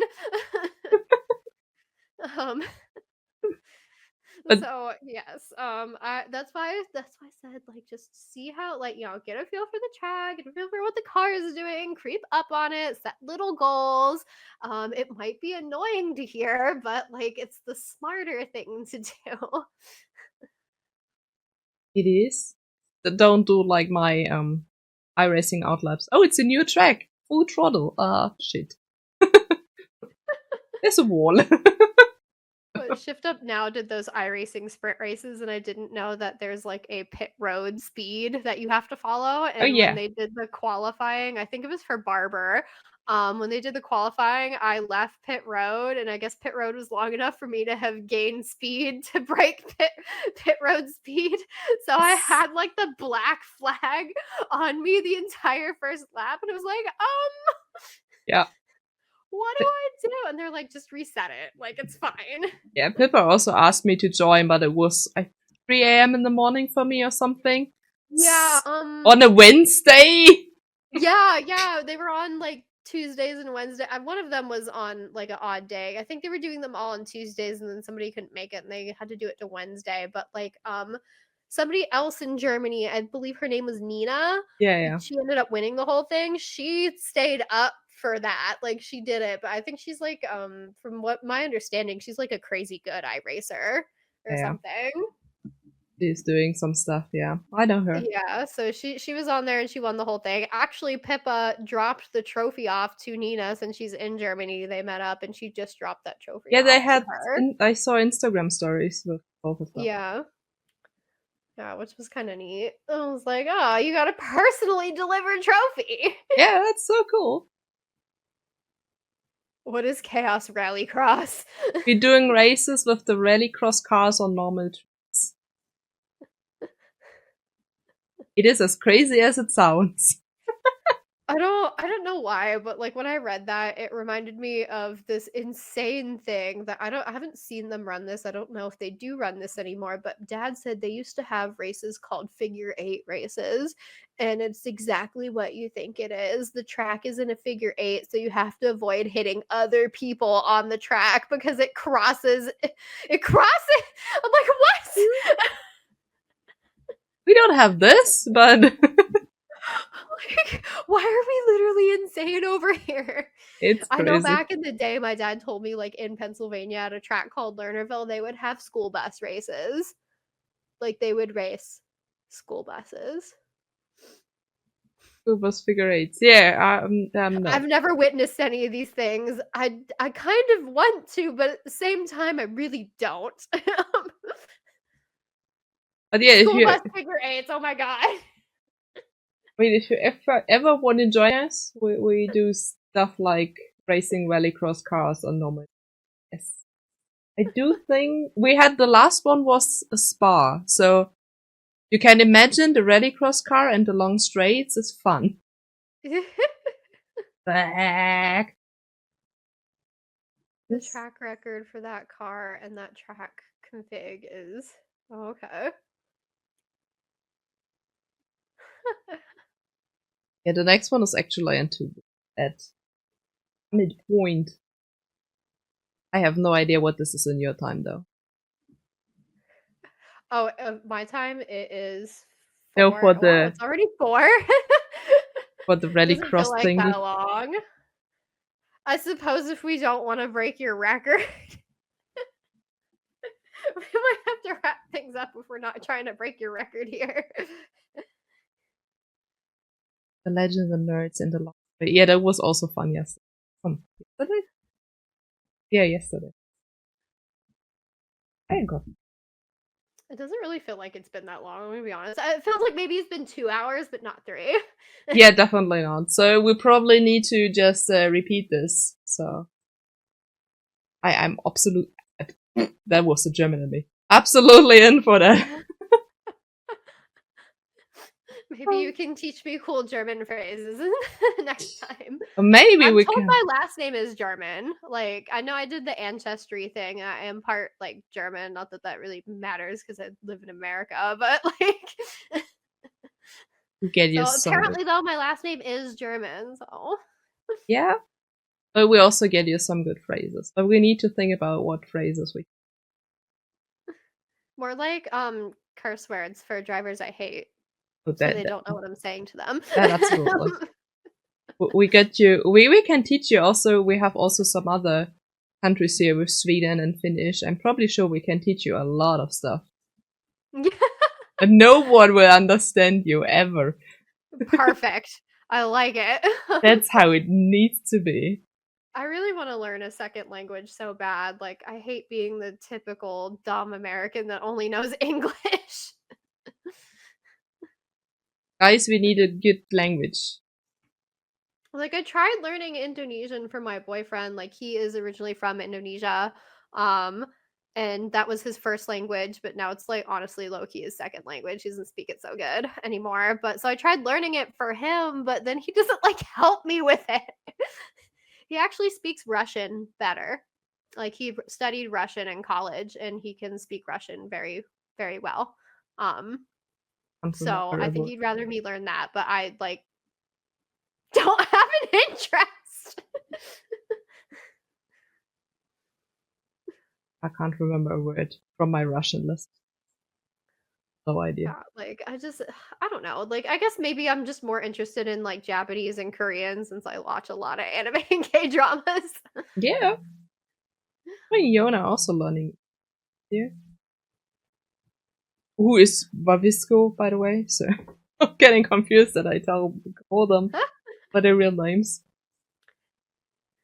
Herkele. Dramas. Herkele. Not good in I it. take it we have another K-drama watcher in the chat. Yeah. Samu. I know you watch anime. I meant to ask you this before. So before we end up wrapping this up, I want to ask you something. Get it? What is your, well, I guess asking your favorite anime not be fair, because I know if I was asked my favorite anime, it feels like awful question to ask because I like so many animes. So, but like, what are you like currently watching would be a better question, I feel like. I mean, at the moment, did you saw the F4 anime on Overtake, I think is the name, that I still need to continue watching? Oh, it's like a actual anime? Like, I know I've seen like pictures or clip, but I kind of thought they were making that for social media. I didn't know it was a real like anime. What?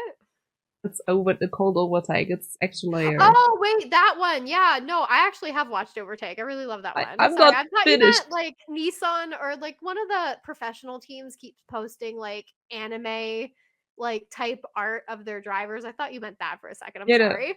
Yeah, no, Overtake, very good. Delicious in Dungeon was also good. Again, food. It was so funny. It was so good. I need to keep up my anime watch list. I need to finally watch more of my watch. I don't want to tell you how much or how many of them are on this list. I still need to watch. That's how it's supposed to be. My watch list is a little hefty as well. Yeah. After I finished because I only finished that Raven. Oh God, what was it? Raven of the Inner Palace the other day.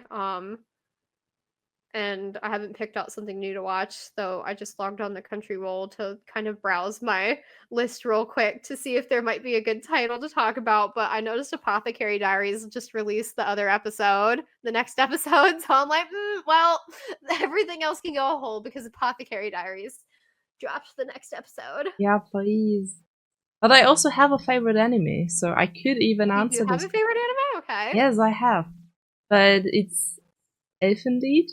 So it's older. Not sure from when it is, but it's kind of old. But after I read the manga is... but it's still one of my favorite anime. I guess if I had to pick an anime that was my favorite anime, it'd probably be the anime that got me into anime, which was Fairy Tail. Oh yeah, okay. I think that's an anime most people saw who are into it. I love Fairy Tail, and I feel like people like really do love Fairy Tail, but like I also feel like I know people that kind of like shit on me for loving Fairy Tail. I'm like, why? Why do you hate Fairy Tail so much? It's a good anime. Yeah. I mean, for us, I need to, when I was younger and in school, when I came home from school, there was the whole afternoon full with anime shows and one of the TV channels. So we were very spoiled in Germany in the youth times. So we really just finished school, got home, and then we watched the whole afternoon. So cool. I miss this time. Aw. Oh, goodness. Apothecary Diaries and My Happy Marriage. I loved that one. My boyfriend couldn't get behind My Happy Marriage because it was too boring for him, but I don't find it boring at all. It was so good. He's more of a how do I put it? Like he likes things that make you think more. I feel like there's this one anime called 86 and how do I describe it? They had like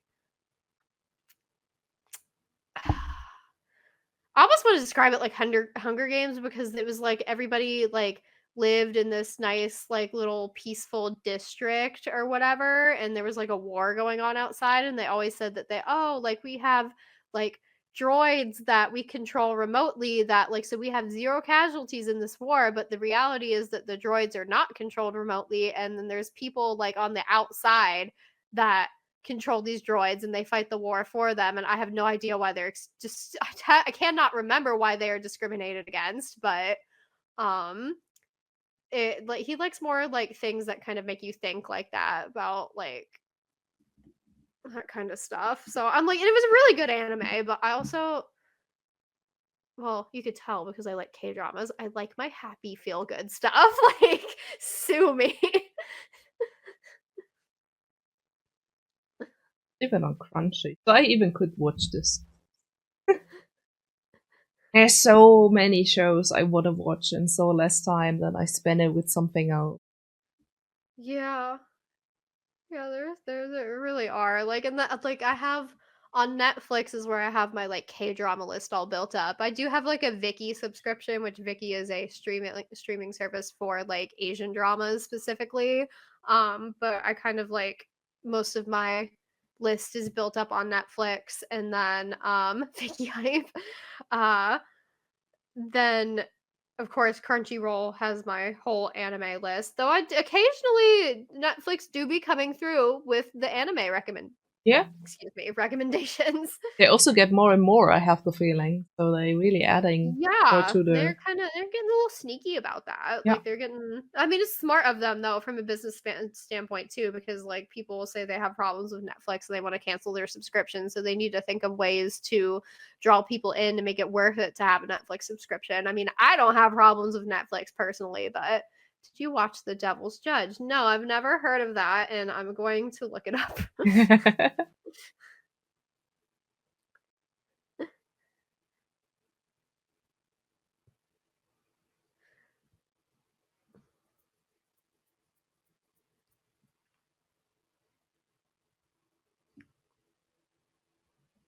Not an anime. Yeah, they had a lot of good ones come out near the end of last year too. Like I think Delicious in Dungeon was towards the end of the year, and then they had Dan to Dan come out like literally last second.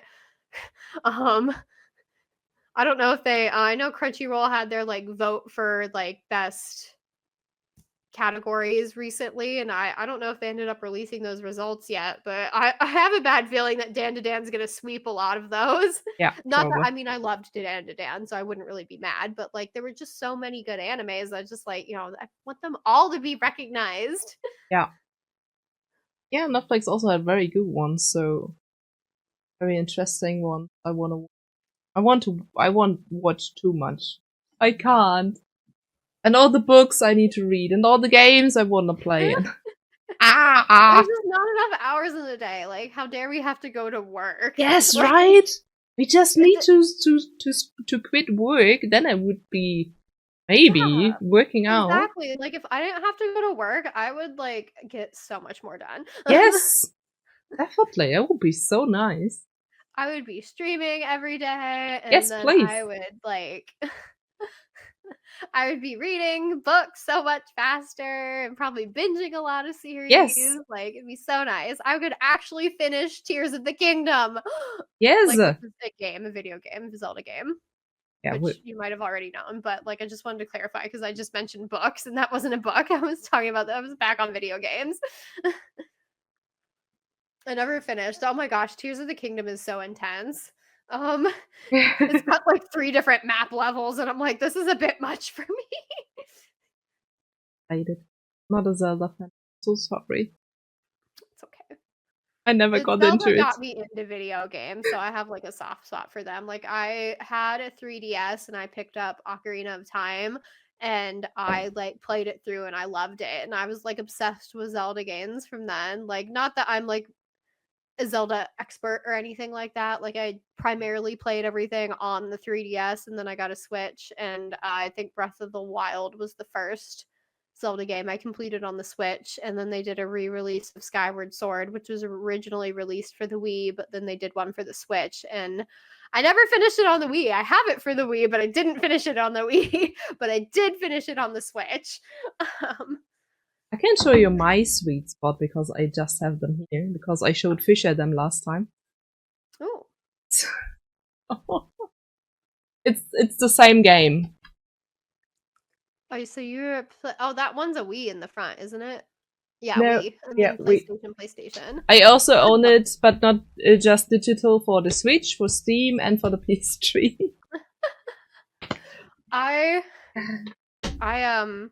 Growing up, I had the Wii, and my dad and I played Mario Kart for the Wii all the time, and we are some really kick-ass Mario Kart Wii players, let me tell you. I like he hates when I do this, but I will like drag a banana or a shell on my back bumper and I will go to pass him and like slide in front of him so my back bumper like hits the top of his nose and he like spins out because he gets hit by the banana or the shell. That's pretty cool. Hello, I need to try this. Me. I have Mario Kart on the Switch. I need to try this later. I cannot play on the Switch, though. That's the one thing. I'm trash at Mario Kart on the Switch, but I can play on the Wii. Like, it's crazy. I don't even drift on the Wii. Some people, like, do the drifting. Like, I've just run the regular. But I'm pretty good at it. Like, I just hate that that didn't translate to the Switch. And I think it's because the game is, like, a lot weirder on the Switch. Yeah. But... So I am a great Mario Kart Wii person. I hate that they got rid of, because you used to be able to go online on the Wii and play other people on Mario Kart Wii online. I miss my Wii. Me and my dad would do that because my parents are divorced. So like he would literally like come home from work and we'd get on a phone call and we'd play together. That's so cool. Like I said, he's the best dad ever. Yeah, absolutely. We're all jealous now. I am. Yeah, so we would play online like that. So I have some very fond memories. And my dad is probably like, I would argue that he's better than me because he actually sat down and took the time to complete his license on there. And that means like because they have the tracks like 50 cc's, 100 cc's, 150 cc's, and then mirror, like where they mirror the track. He got all of those completed, all 3 stars, and then he beat every single fast ghost in the game. And so when you do all of that, your license turns gold. And so he had it beat. Like, oh my goodness. That's cool though. That's cool. I didn't even do that. Like, me neither. But it's still cool. So it's very hard to get 3 stars on a race. Like, you can win every single race and they give you an A or a star or 2 stars. And it's just like, what do I need to do for you to give me 3 stars? Yes. I'm not gonna try it. I think I would have the patience and the passion to do it. To be honest, I'm surprised he had the patience to do it because I love my dad, but patience is not one of his strong points. But he was committed. He was committed, that is for sure. And he did it. Sometimes there's something you need to do, you know? You can't stop before you did it. Doesn't matter how ridiculous is it. So maybe it was something like this. Oh, yeah. Well, I love video games. I don't want to play Mario Kart against you. Well, Fisher, maybe we do once. Before the Switch 2 comes and I can't play anything because I will not buy the new Switch. Yeah, I have like the old Switch. I guess technically, like, because my ex got me my Switch, and he was like a giant gamer nerd, and so he explained to me that when he got me the Switch that it wasn't like the first Switch they released, because I guess the first Switch they released didn't have as long as a battery life or whatever. And so he's like, this is like the updated Switch where they extended the battery life and blah blah blah blah blah blah blah blah blah, blah. Like I don't know. Like that's the only takeaway I got, that like I guess maybe the other one had a 3-hour battery life and this one has like a 6-hour battery life. Not that it needs it because it stays docked anyways. Yeah, probably too. So oh well. But I guess like in a way, like, and then they did, instead of like the Switch 2, they did like that Switch O LED or whatever that they released. I'm just like, Nintendo, what are you doing?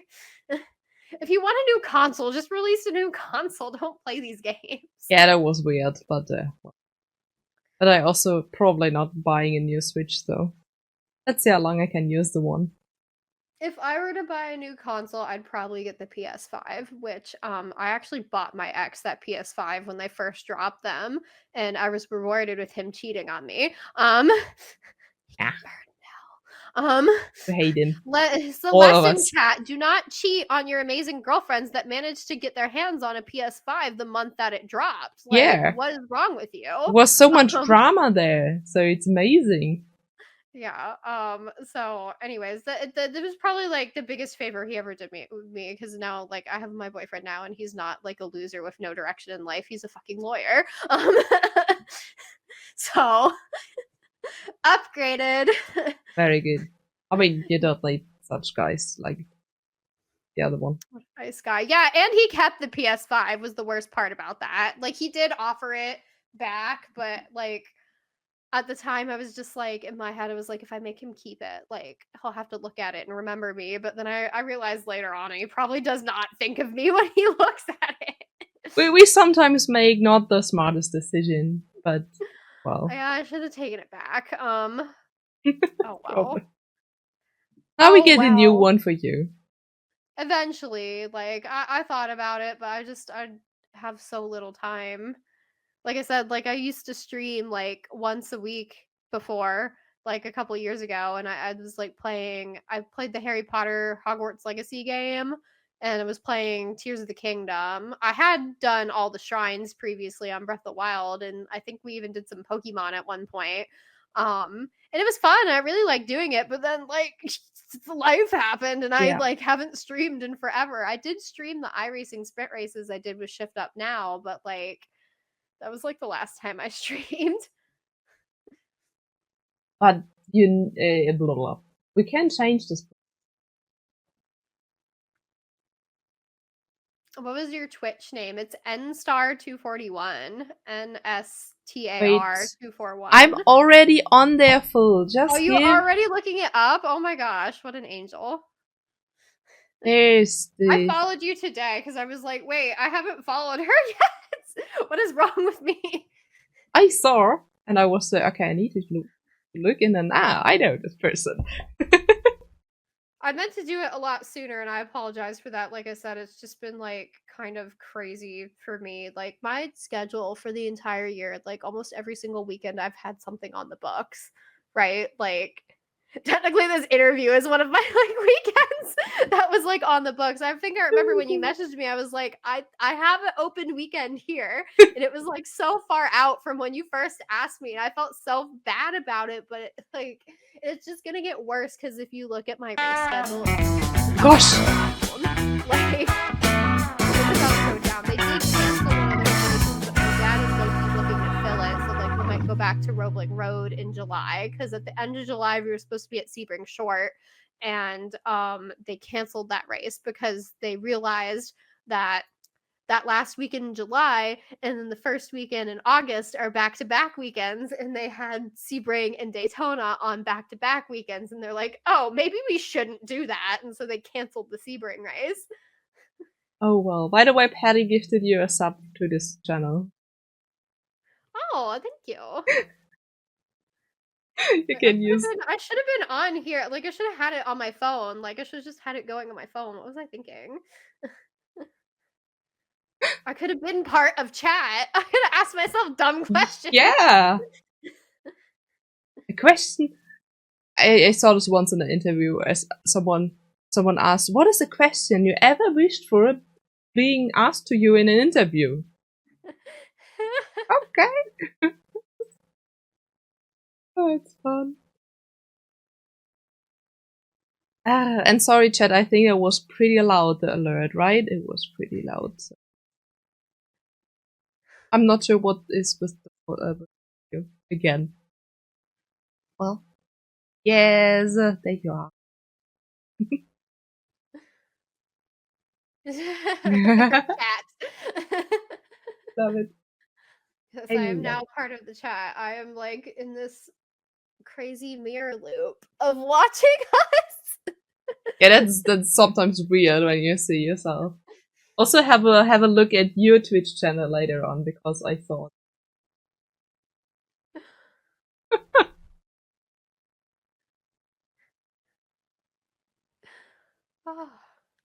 It's so good. But yeah, when you're gonna stream again, we all will be there. Yay. I thought about actually doing it like tonight or tomorrow. Well, I mean, tonight would be so late for you. Oh gosh. Like if it's 4 here, I don't want to know what time it is there.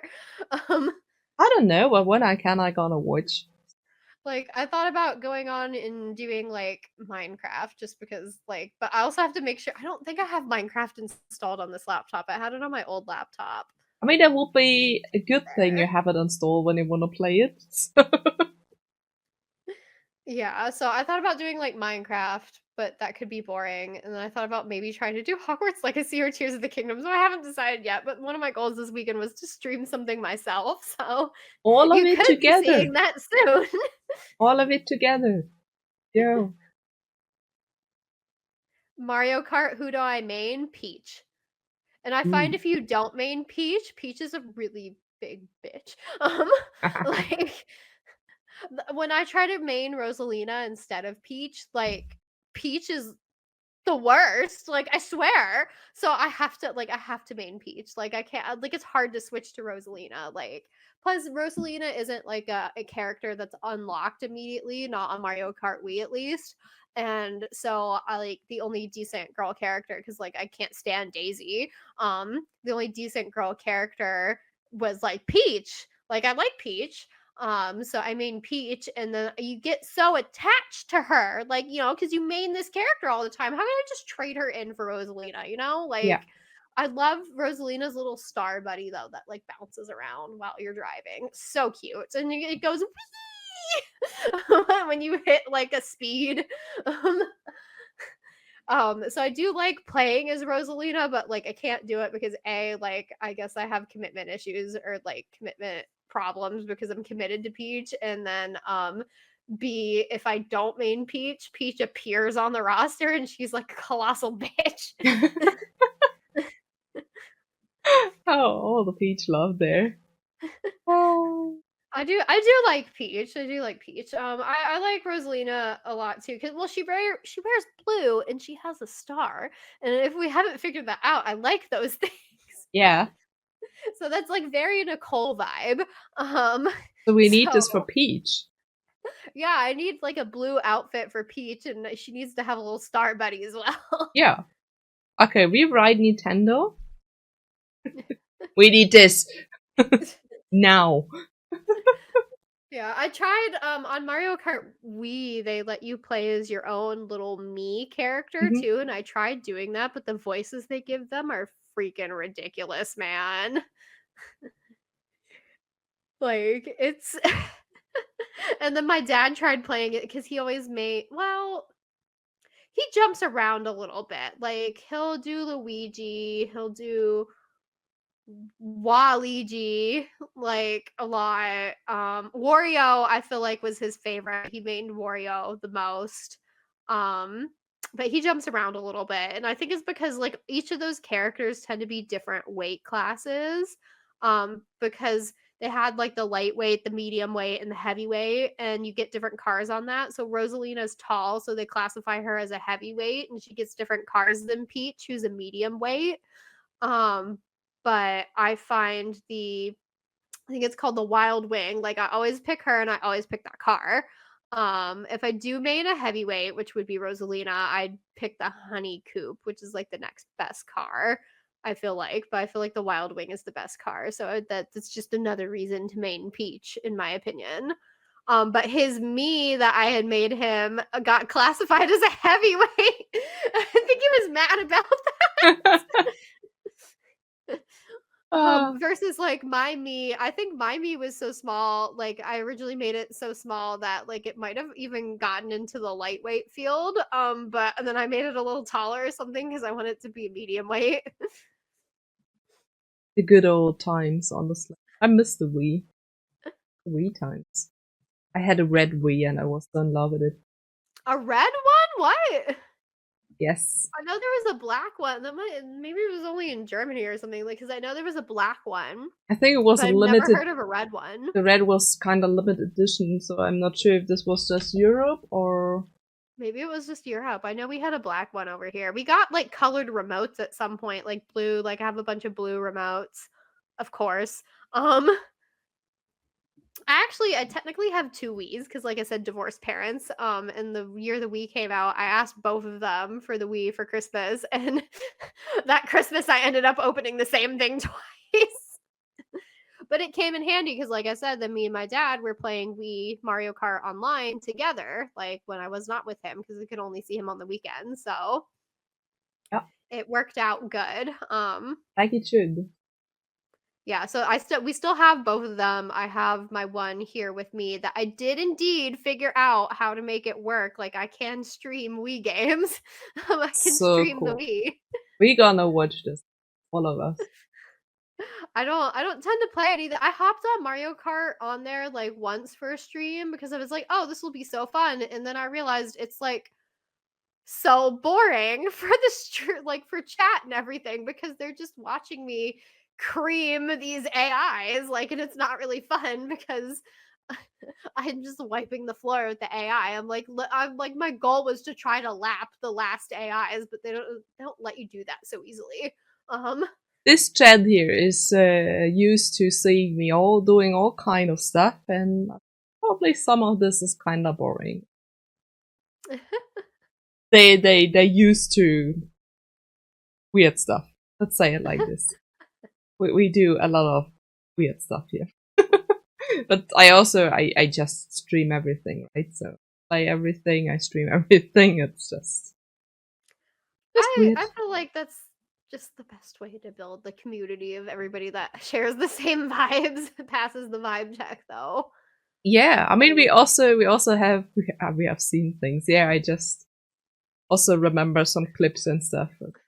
Sometimes some stuff was, yeah, we needed time after this. I think my most interesting streams were probably my Zelda games, just because like I sucked. And I don't know if they're visible on my Twitch channel, but like I did try to clip some of like my most egregious fails, and it tends to be like having like dropping things on Link, like I'm using the special power to lift something in the air and then it like disconnects and falls on Link's head and I take damage. Or just dumb stuff like that. Like, so I have some of them clipped, I think, on my own channel. If they're visible, that may or may not be funny to watch. They're very short clips. When you go, you probably find them on videos and yeah, and then drop down. That's why I feel like my Zelda games were the most funny to watch, because I just was like clueless. We're just winging it out here. I'm not looking up strategies. I'm trying not to spoil it. Sometimes, like when I was doing the Breath of the Wild temples, though, like I couldn't figure it out and I didn't want dead space. And I was like, okay, chat, I'm sorry. I have to Google it. So I did have to Google how to do some of the temples because I just didn't want to like waste a lot of time. Also, this we're doing here from time. I also Google stuff when I'm stuck or something. But yeah. It's just about the fun and building the community, and I mean, I have people in the community, they're just here for some streams like iRacing, or some are just here for watching, I don't know, whatever I do. So I also see this clearly that some are just here for special streams, some are here for everything, some are vibing to everything. Well, from my point of view, you've built up a very great community. Thank you. And Tom is even missing today. Pretty sure Tom would have loved this. Oh yeah, you mentioned he had an event today, and we did a special hello to him earlier. I don't know, like at this point, I guess we're gonna break your 4-hour record, but Maybe. I don't know if he's gonna watch the whole thing. Even sure how long the long was, but it was over. Jed, do you know how long the one with Dan was? I feel like chat is committed at this point too, because they have also been here for this long. They honestly, Chad loving those chats. Please don't say something. 12 hours. But the most, no, I think the most viewers I normally have of iRacing, but the most interactive I have definitely with those chats. So. Who's there? I can confirm they're committing to this 12 hours. We don't do a 12-hour stream. No. No. It's great seeing drivers talk candidly and just being normal people. Yes, because spoiler alert, we are normal people. Though, I mean, I'm sure, like, because unfortunately I'm not like a pro driver. Trying to be. But when you like are like in an MX5 Cup that gets like the Amazon coverage, or you're like just at that like higher level that like has press and media presence, I'm sure you definitely have to be careful and act a certain way and be like presentable, or like my boyfriend's favorite phrase, like be demure and mindful. I'm like, ew, like, can you stop quoting that meme? I think it's like extremely old at this point. Yeah. By the way, we just need 5 more minutes and then we official the longest chat. Well, we might as well go for it at this point.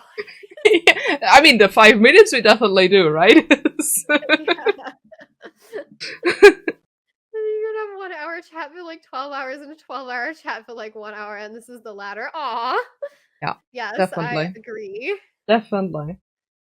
I agree. My boyfriend went back to his mom's house to visit her for Mother's Day, and it's a 4-hour drive. He left when we started, and he's already there. Well, I would say we spent the time very good together. Yeah. Yeah, we did. Love this. Don't forget to randomly hop on iRacing like Dan did. Yeah, that was weird, but I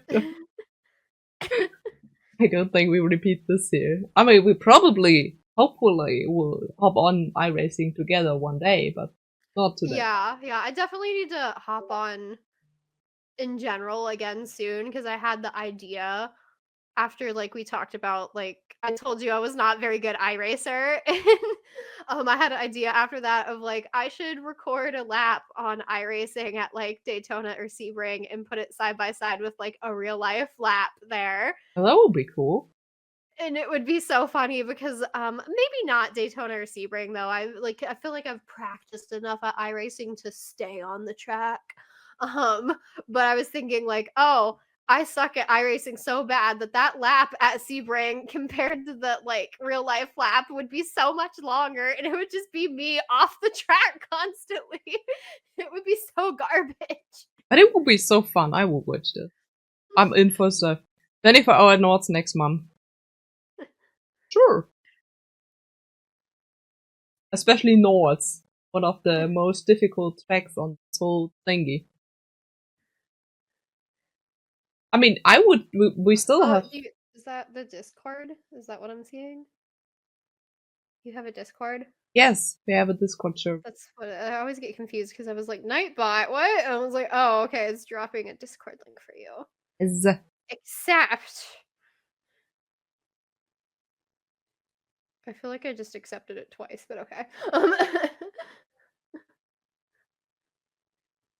I have now joined the Discord.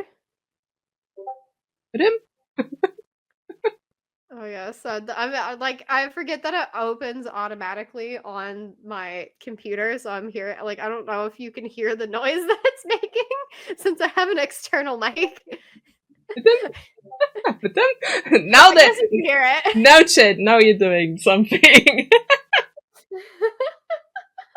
Also, please accept the rules so you see all the server.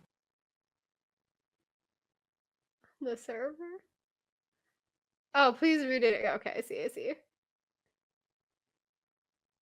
Everything. Because the server not just have 3 channels. Okay.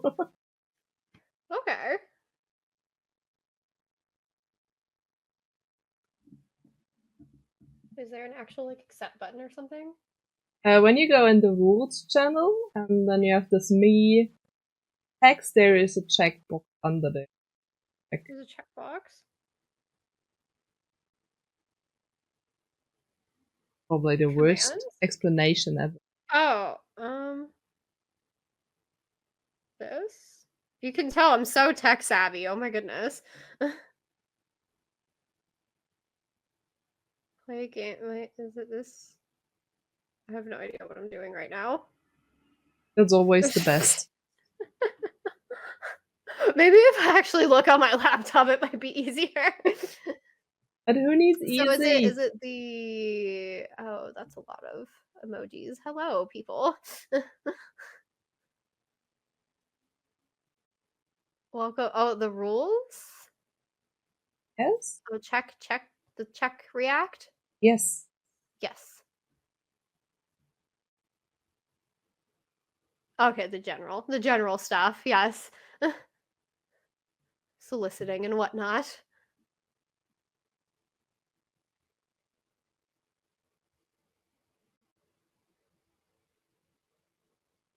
All the typical rules, yes. Yeah. Okay, cool. Nothing very specific. What's happening? Ah! My phone is like bugging out for some reason now. Okay, fixed it. Normal.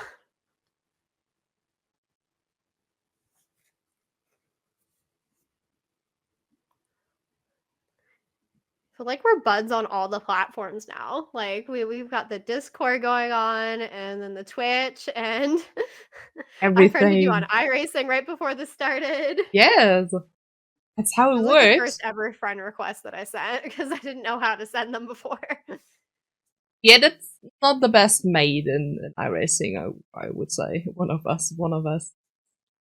Oh yeah, chat earlier was telling her about how like I had a dozen friend requests because I did not know where the friend requests were.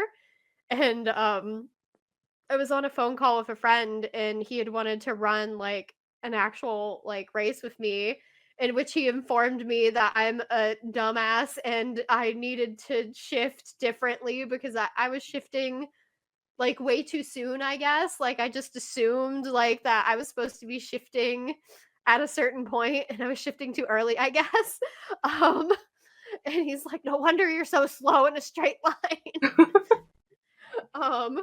So again, this is how tech savvy I am. So he then was like, "Why haven't you ever accepted my friend request?" And so then he walked me through about where to find those.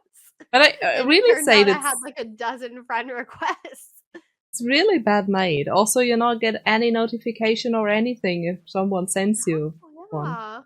So I didn't have any notification. So I just casually, every time I start iRacing, look into this box. I don't know even why. It's just automatic by now. I just have a look and see, oh yeah, okay, the same guy is not accepting my friend's request so far. Just close it again. And this one person, I don't know who it is, so I never accepted it because I just don't know who this guy is.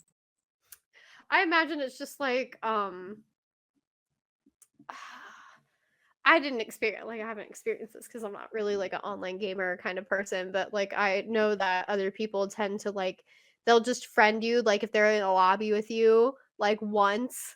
Oh, And yeah. they like you, or maybe they just do it to everybody. I don't know, but they end up friending you. So it could be just somebody that's like that. Like they just liked your vibe or had a good lap with you or something, or just friended everybody in the lobby. I don't know. Yeah, I want to have friends. But I kind of like to know which people are in my friends list. So Yeah, I'm pretty sure everybody that sent me a friend request was people like I actually know. I prefer this. Also, why I should be mostly befriended with them when I don't even know who they are, and never talk to them or so. Yeah. I don't know. Well, I mean, at least on my livery is my Twitch. I can find my Twitch channel and talk to me, but What is this comment I missed from Magoo? I did a video comparing a lap in RaceDream with a lap on a replica of the same track in Minecraft with a boat on ice. What? What? Oh my gosh, I want to see this now because it sounds hilarious. I was like, Minecraft's got some messed up stuff, guys. Like I said earlier, I watched the Minecraft movie and I'm kind of wanting to get back on Minecraft, right? And I was trying to look up how to be a better Minecraft player because I never looked up anything before, and it was like everything that I had figured out on my own or was told by a friend, which is not much. And so I was watching this video about 5 best farms to start when you're in Minecraft, and this was straight up slavery, because this was go find a village, kidnap 2 villagers, make a villager farm. That's Magoo. He is doing stuff like this. And you're forcing these villagers to have babies that then you can use the villagers to do the other farms, because I think the next farm was then get the villagers to farm an actual crop for you. And then they did a chicken farm, and then they did an iron farm, which was a lot more complex. It just got a little more above my head of on level of which I could accomplish. I don't even know if I would be able to kidnap the villagers. That seems impressive. Magoo can. I am for sure. I would never. I saw it, Magoo. The iron farm was probably the most messed up thing, because what they did was apparently golems appear to protect villagers, and what they did was trap these villagers in this small little bed area and caught a zombie, which I wasn't 100% sure how they kept the zombie from burning in the sunlight, but I guess it was because they built some shade over him. But so then they had the zombie close enough to the villagers, it can't eat the villagers, but it can scare the villagers, which then makes the golem appear, but they had made it so the golem can only appear in one spot, in which it immediately dies in this spot. And so when it dies, it drops iron. I was like, this is insane. Crazy. Your question is? Your question is? The chicken farm was just as bad, because you basically, apparently, within 1 square of space, you can fit 24 chickens. And the chickens will lay eggs, and the eggs would drop into this little funnel, and then this is the part where I didn't know how to do this, because it involves some sort of magic dust or stone or something that I've never seen or experienced before. But it would shoot the eggs, because if you throw an egg, it either just breaks and nothing happens, or you get a little chicken out of it. So it shoots the egg, so if a chicken comes out, it's shot into just one specific spot. And when it's a baby, it's too small, but when it grows into an adult, it's large enough to get hit by the lava above its head and then burn up, and then you have chicken. And the guy that made the video, I believe, named the farm Popeyes, or KFC or something like that, right? Minecraft is super animal friendly. Yeah, Minecraft is a fence to PETA. Oh, yes. They even get upset about a pixel. So yeah. I'm gonna be honest though, is as much as I'm making fun of these and saying that I think they're cool and stuff, I'm absolutely gonna build them. Let's go. We want to see it now. I'm absolutely gonna sit down and try to figure out how to do all that. I think the best thing I ever built in Minecraft was like what they find, like the monsters like spawn from a spawner underground, I guess. It's like a little cage with a fire in it. It was what it looks like, and it spawns the particular monster. And if you have all light around it, it won't spawn because the monsters don't like light. But you do that like to stop the spawner, so you can build a farm around the spawner. So like you get it to spawn monsters, and then you get them like trapped in one place, so you just kill them and gather XP and farm the XP. And I did that with spiders. It wasn't perfect, like it was very hard to do, and I did it without like looking up how to do a spider one, like, but it worked pretty well, so I was pretty proud of myself for that. And that's the only like good solo thing I've ever done, but sometimes the spiders would spawn on the ceiling and get stuck. So that was like annoying. So that's why my spawn farm wasn't perfect, but I built it on my own at least. Yeah, that's cool. And then you can make it better for next time. Yeah. Ignore the obvious villager right violations. We have all the Minecraft pros in here.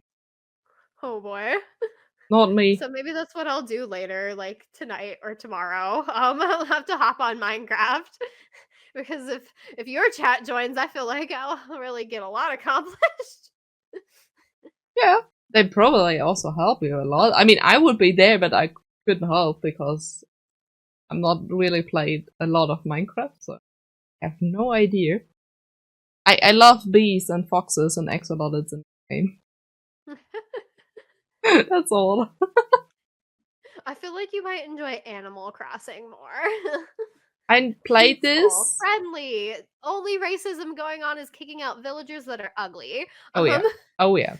But I played it, but at one point I stopped playing because I not had anything to do, and when I don't have something to do, I just play. That's what happened with me. I liked New Leaf better than New Horizons, which was the last one they released. Like I felt like New Leaf because you're running the town, there was a little more to do. But I like Animal Crossing a lot too, but Yeah, I also fell off of it because I got bored.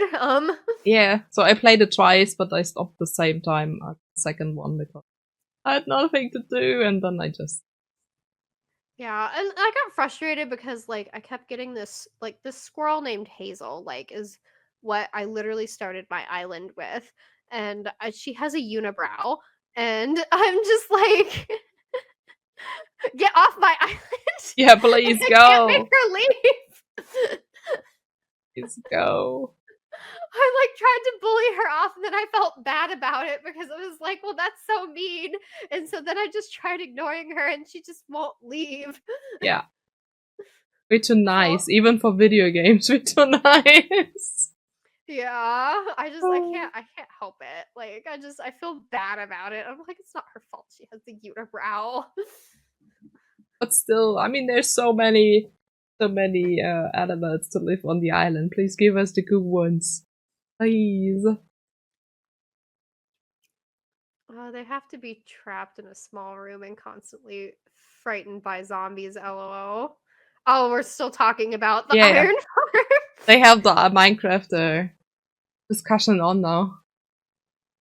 They live their best life and get iron. What's the violation? Oh, that was the question to which they're constantly in a state of terror.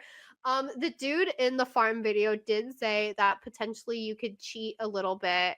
And I mean, the monster still has to be present, but like you could cheat a little bit about their terror because they might not always jump up and down in terror. And like you could put water under them, and it makes them bob up and down. I feel like the game should know the difference, but oh well. No. It's not not the fun about it. But at that point, it's just like, are you slowly drowning them then? I don't know. So now we add waterboard. I'm shocked, Nicole. Context, please! Yes. Oh my gosh. I'm like, I'm worried about like starting a new Minecraft island because I remember distinctly part of the reason I kind of stopped playing Minecraft is I would just not spawn near absolutely anything. Everything is miles and miles away, like the nearest village, the nearest temple. Like it was so hard, and I'm like, I'm not one to try to look up like the cheats to be like in the game, like, oh, can I make this happen, or like, where is this? Like, mainly because I really just don't know how to do that. But like, I like would just go off randomly. It would take hours to find something, just anything. Like dogs, like I've never even found a cat in the game, mind you. I think like I've never been able to find a cat. Like it's hard to find dogs. Like I've managed to find a temple, I've managed to find a village.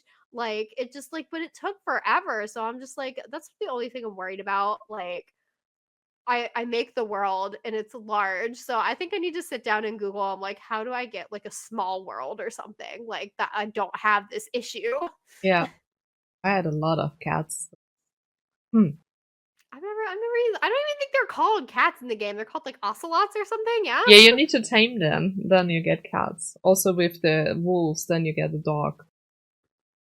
When I remember correctly. I know how to do the dogs because you just have to have bones, and I've had a dog, but like it's just like all that stuff was so hard to find. Like I could build my basic little house and stuff. I'd like one time I was really bored and I like decided to build a glass house. It's not pretty, but I built a house out of glass. It's frustrating though because you know if you place the glass block in the wrong place, there's no getting it back. It's wasted. That's the challenge. Yeah, so I mean it's just because I got frustrated with like I couldn't find anything. And then like I know there's stuff underwater, but like because I couldn't find anything, I didn't have anything to help me like breathe and be able to go underwater for a long period of time. Like I know I found an underwater temple, but it was too deep to get to. Like I would run out of breath before I would get to it. So it's just like I never came that far. I need to spent say. a lot of wasted hours, like, because I was like obsessed with finding stuff. It was like buried treasure for me. I was like, oh my goodness, look, I've made a discovery.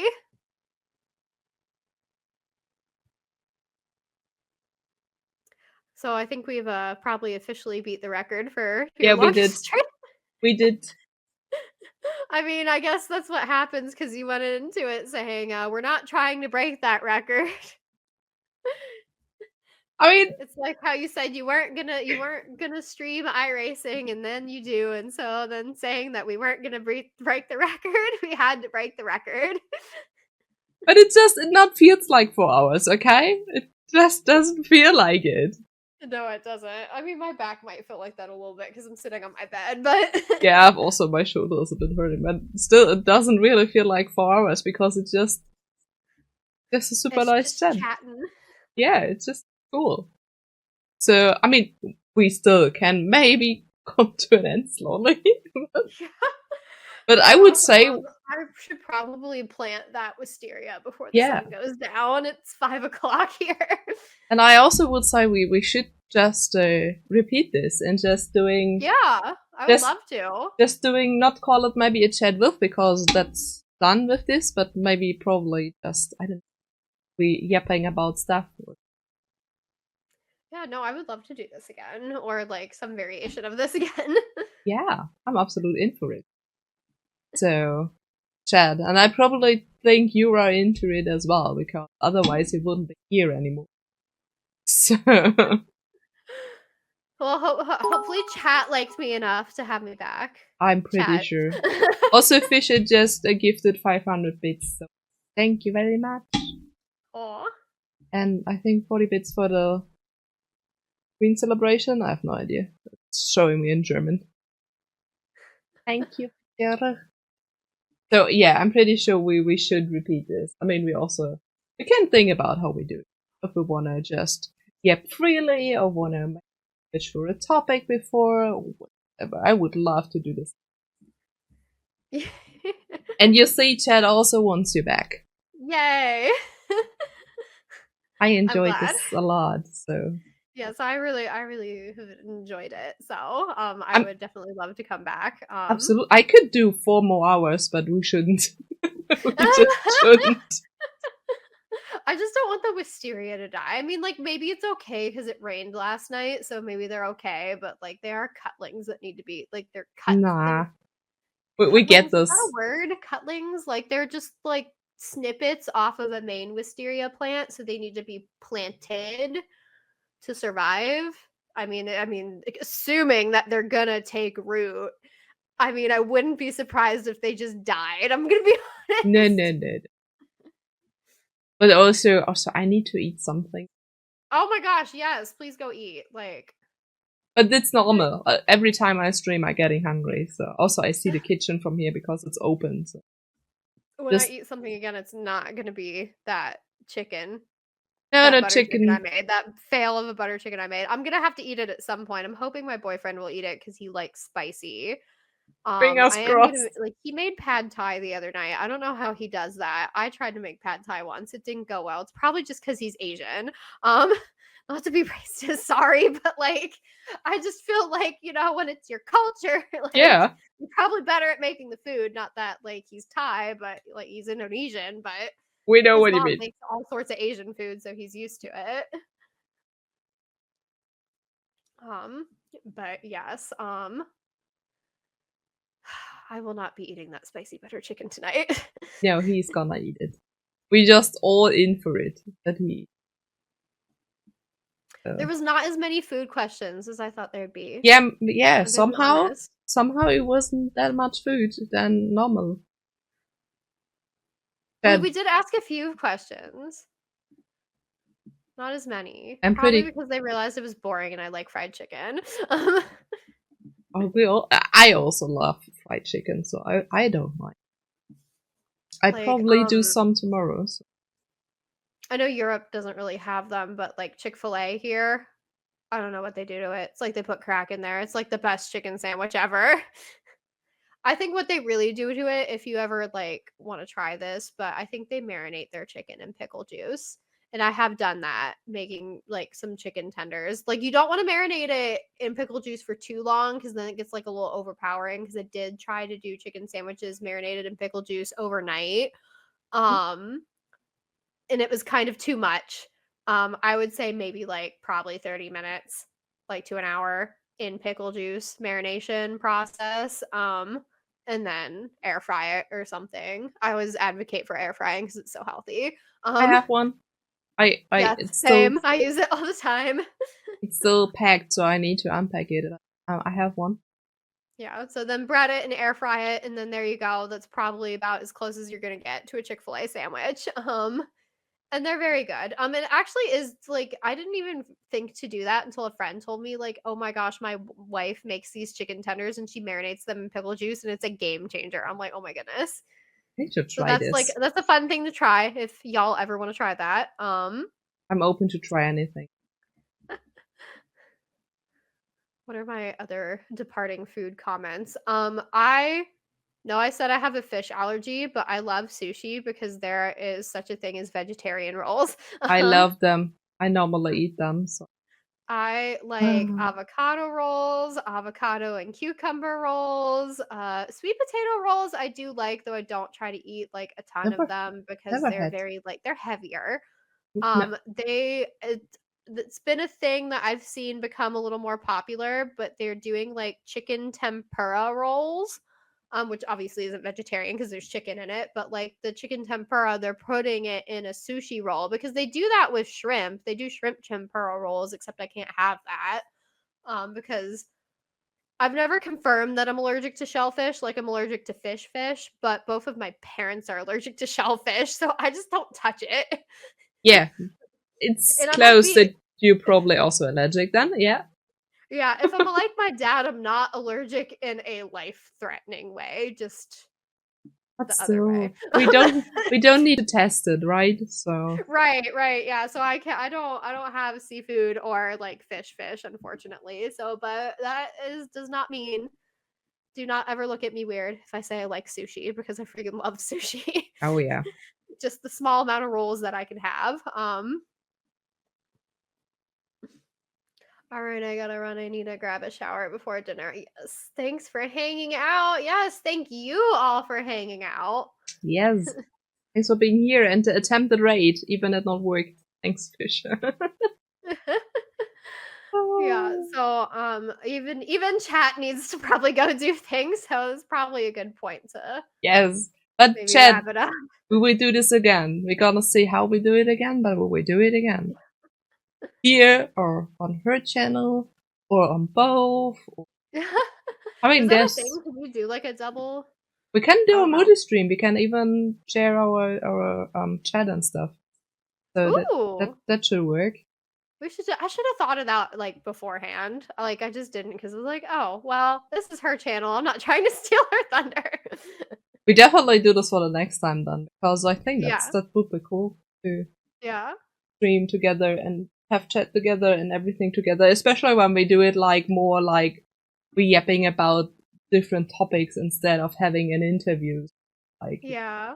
that would be cool. Like a podcast, we just talking about stuff. Yes. And then we do this together. Not too different from this chat, honestly, but yeah. But still. Gotta call it differently. Yes, I get what you mean. But we're gonna come back, guys. We're gonna come back. Also, I'm back live streaming tomorrow. Chat. Okay, yeah. Gonna I should start. definitely hop on that. Like now that I follow you, I'll get a notification. You should, yes. Also on your phone on notifications. Yeah, because I have those turned on for Twitch at least. It's just that I don't follow anybody, so I never get any notifications. So I stream kind of I often, follow so Samantha Tam, but it doesn't feel like it's her channel. I feel like she's not actually the one on there. I'm not sure. no, I don't think. I think she started it, but now I think it's more those esport team channel than hers. That makes sense. You know, sure. They It also- was a pleasure for me too, chat. They also. I was about to say for you too. How arrogant. It was a pleasure for me as well, chat. We're gonna see this all together. And oh god, now it starts. English.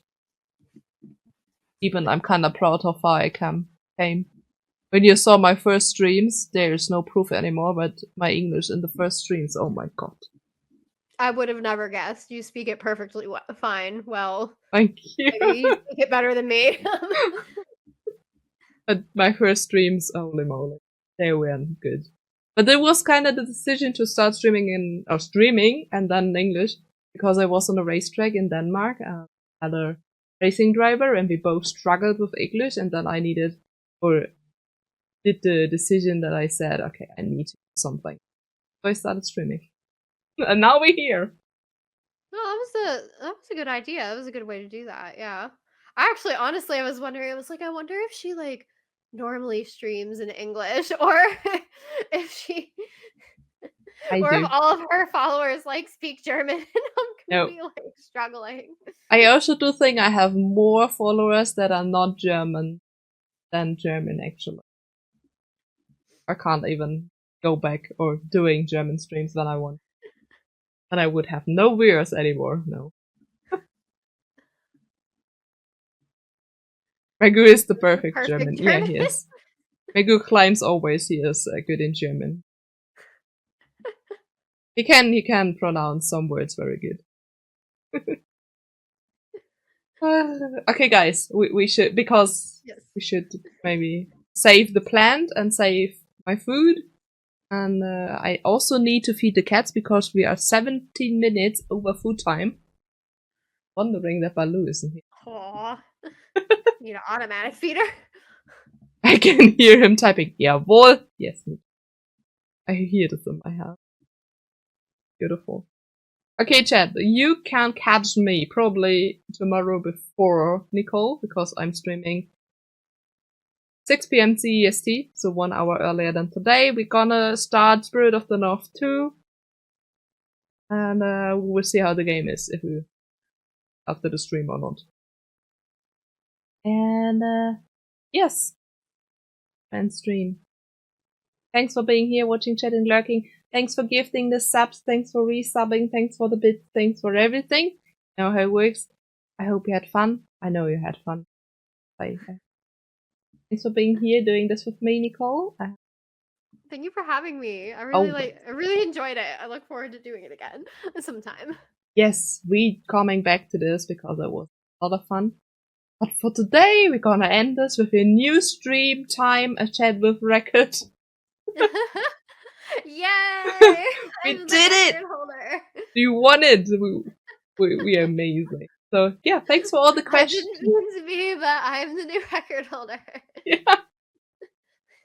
Oh gosh. Okay, chat. I gonna say goodbye, and we see us probably tomorrow again, or on Discord, or ever I'm streaming again. Yeah. See you soon. Bye.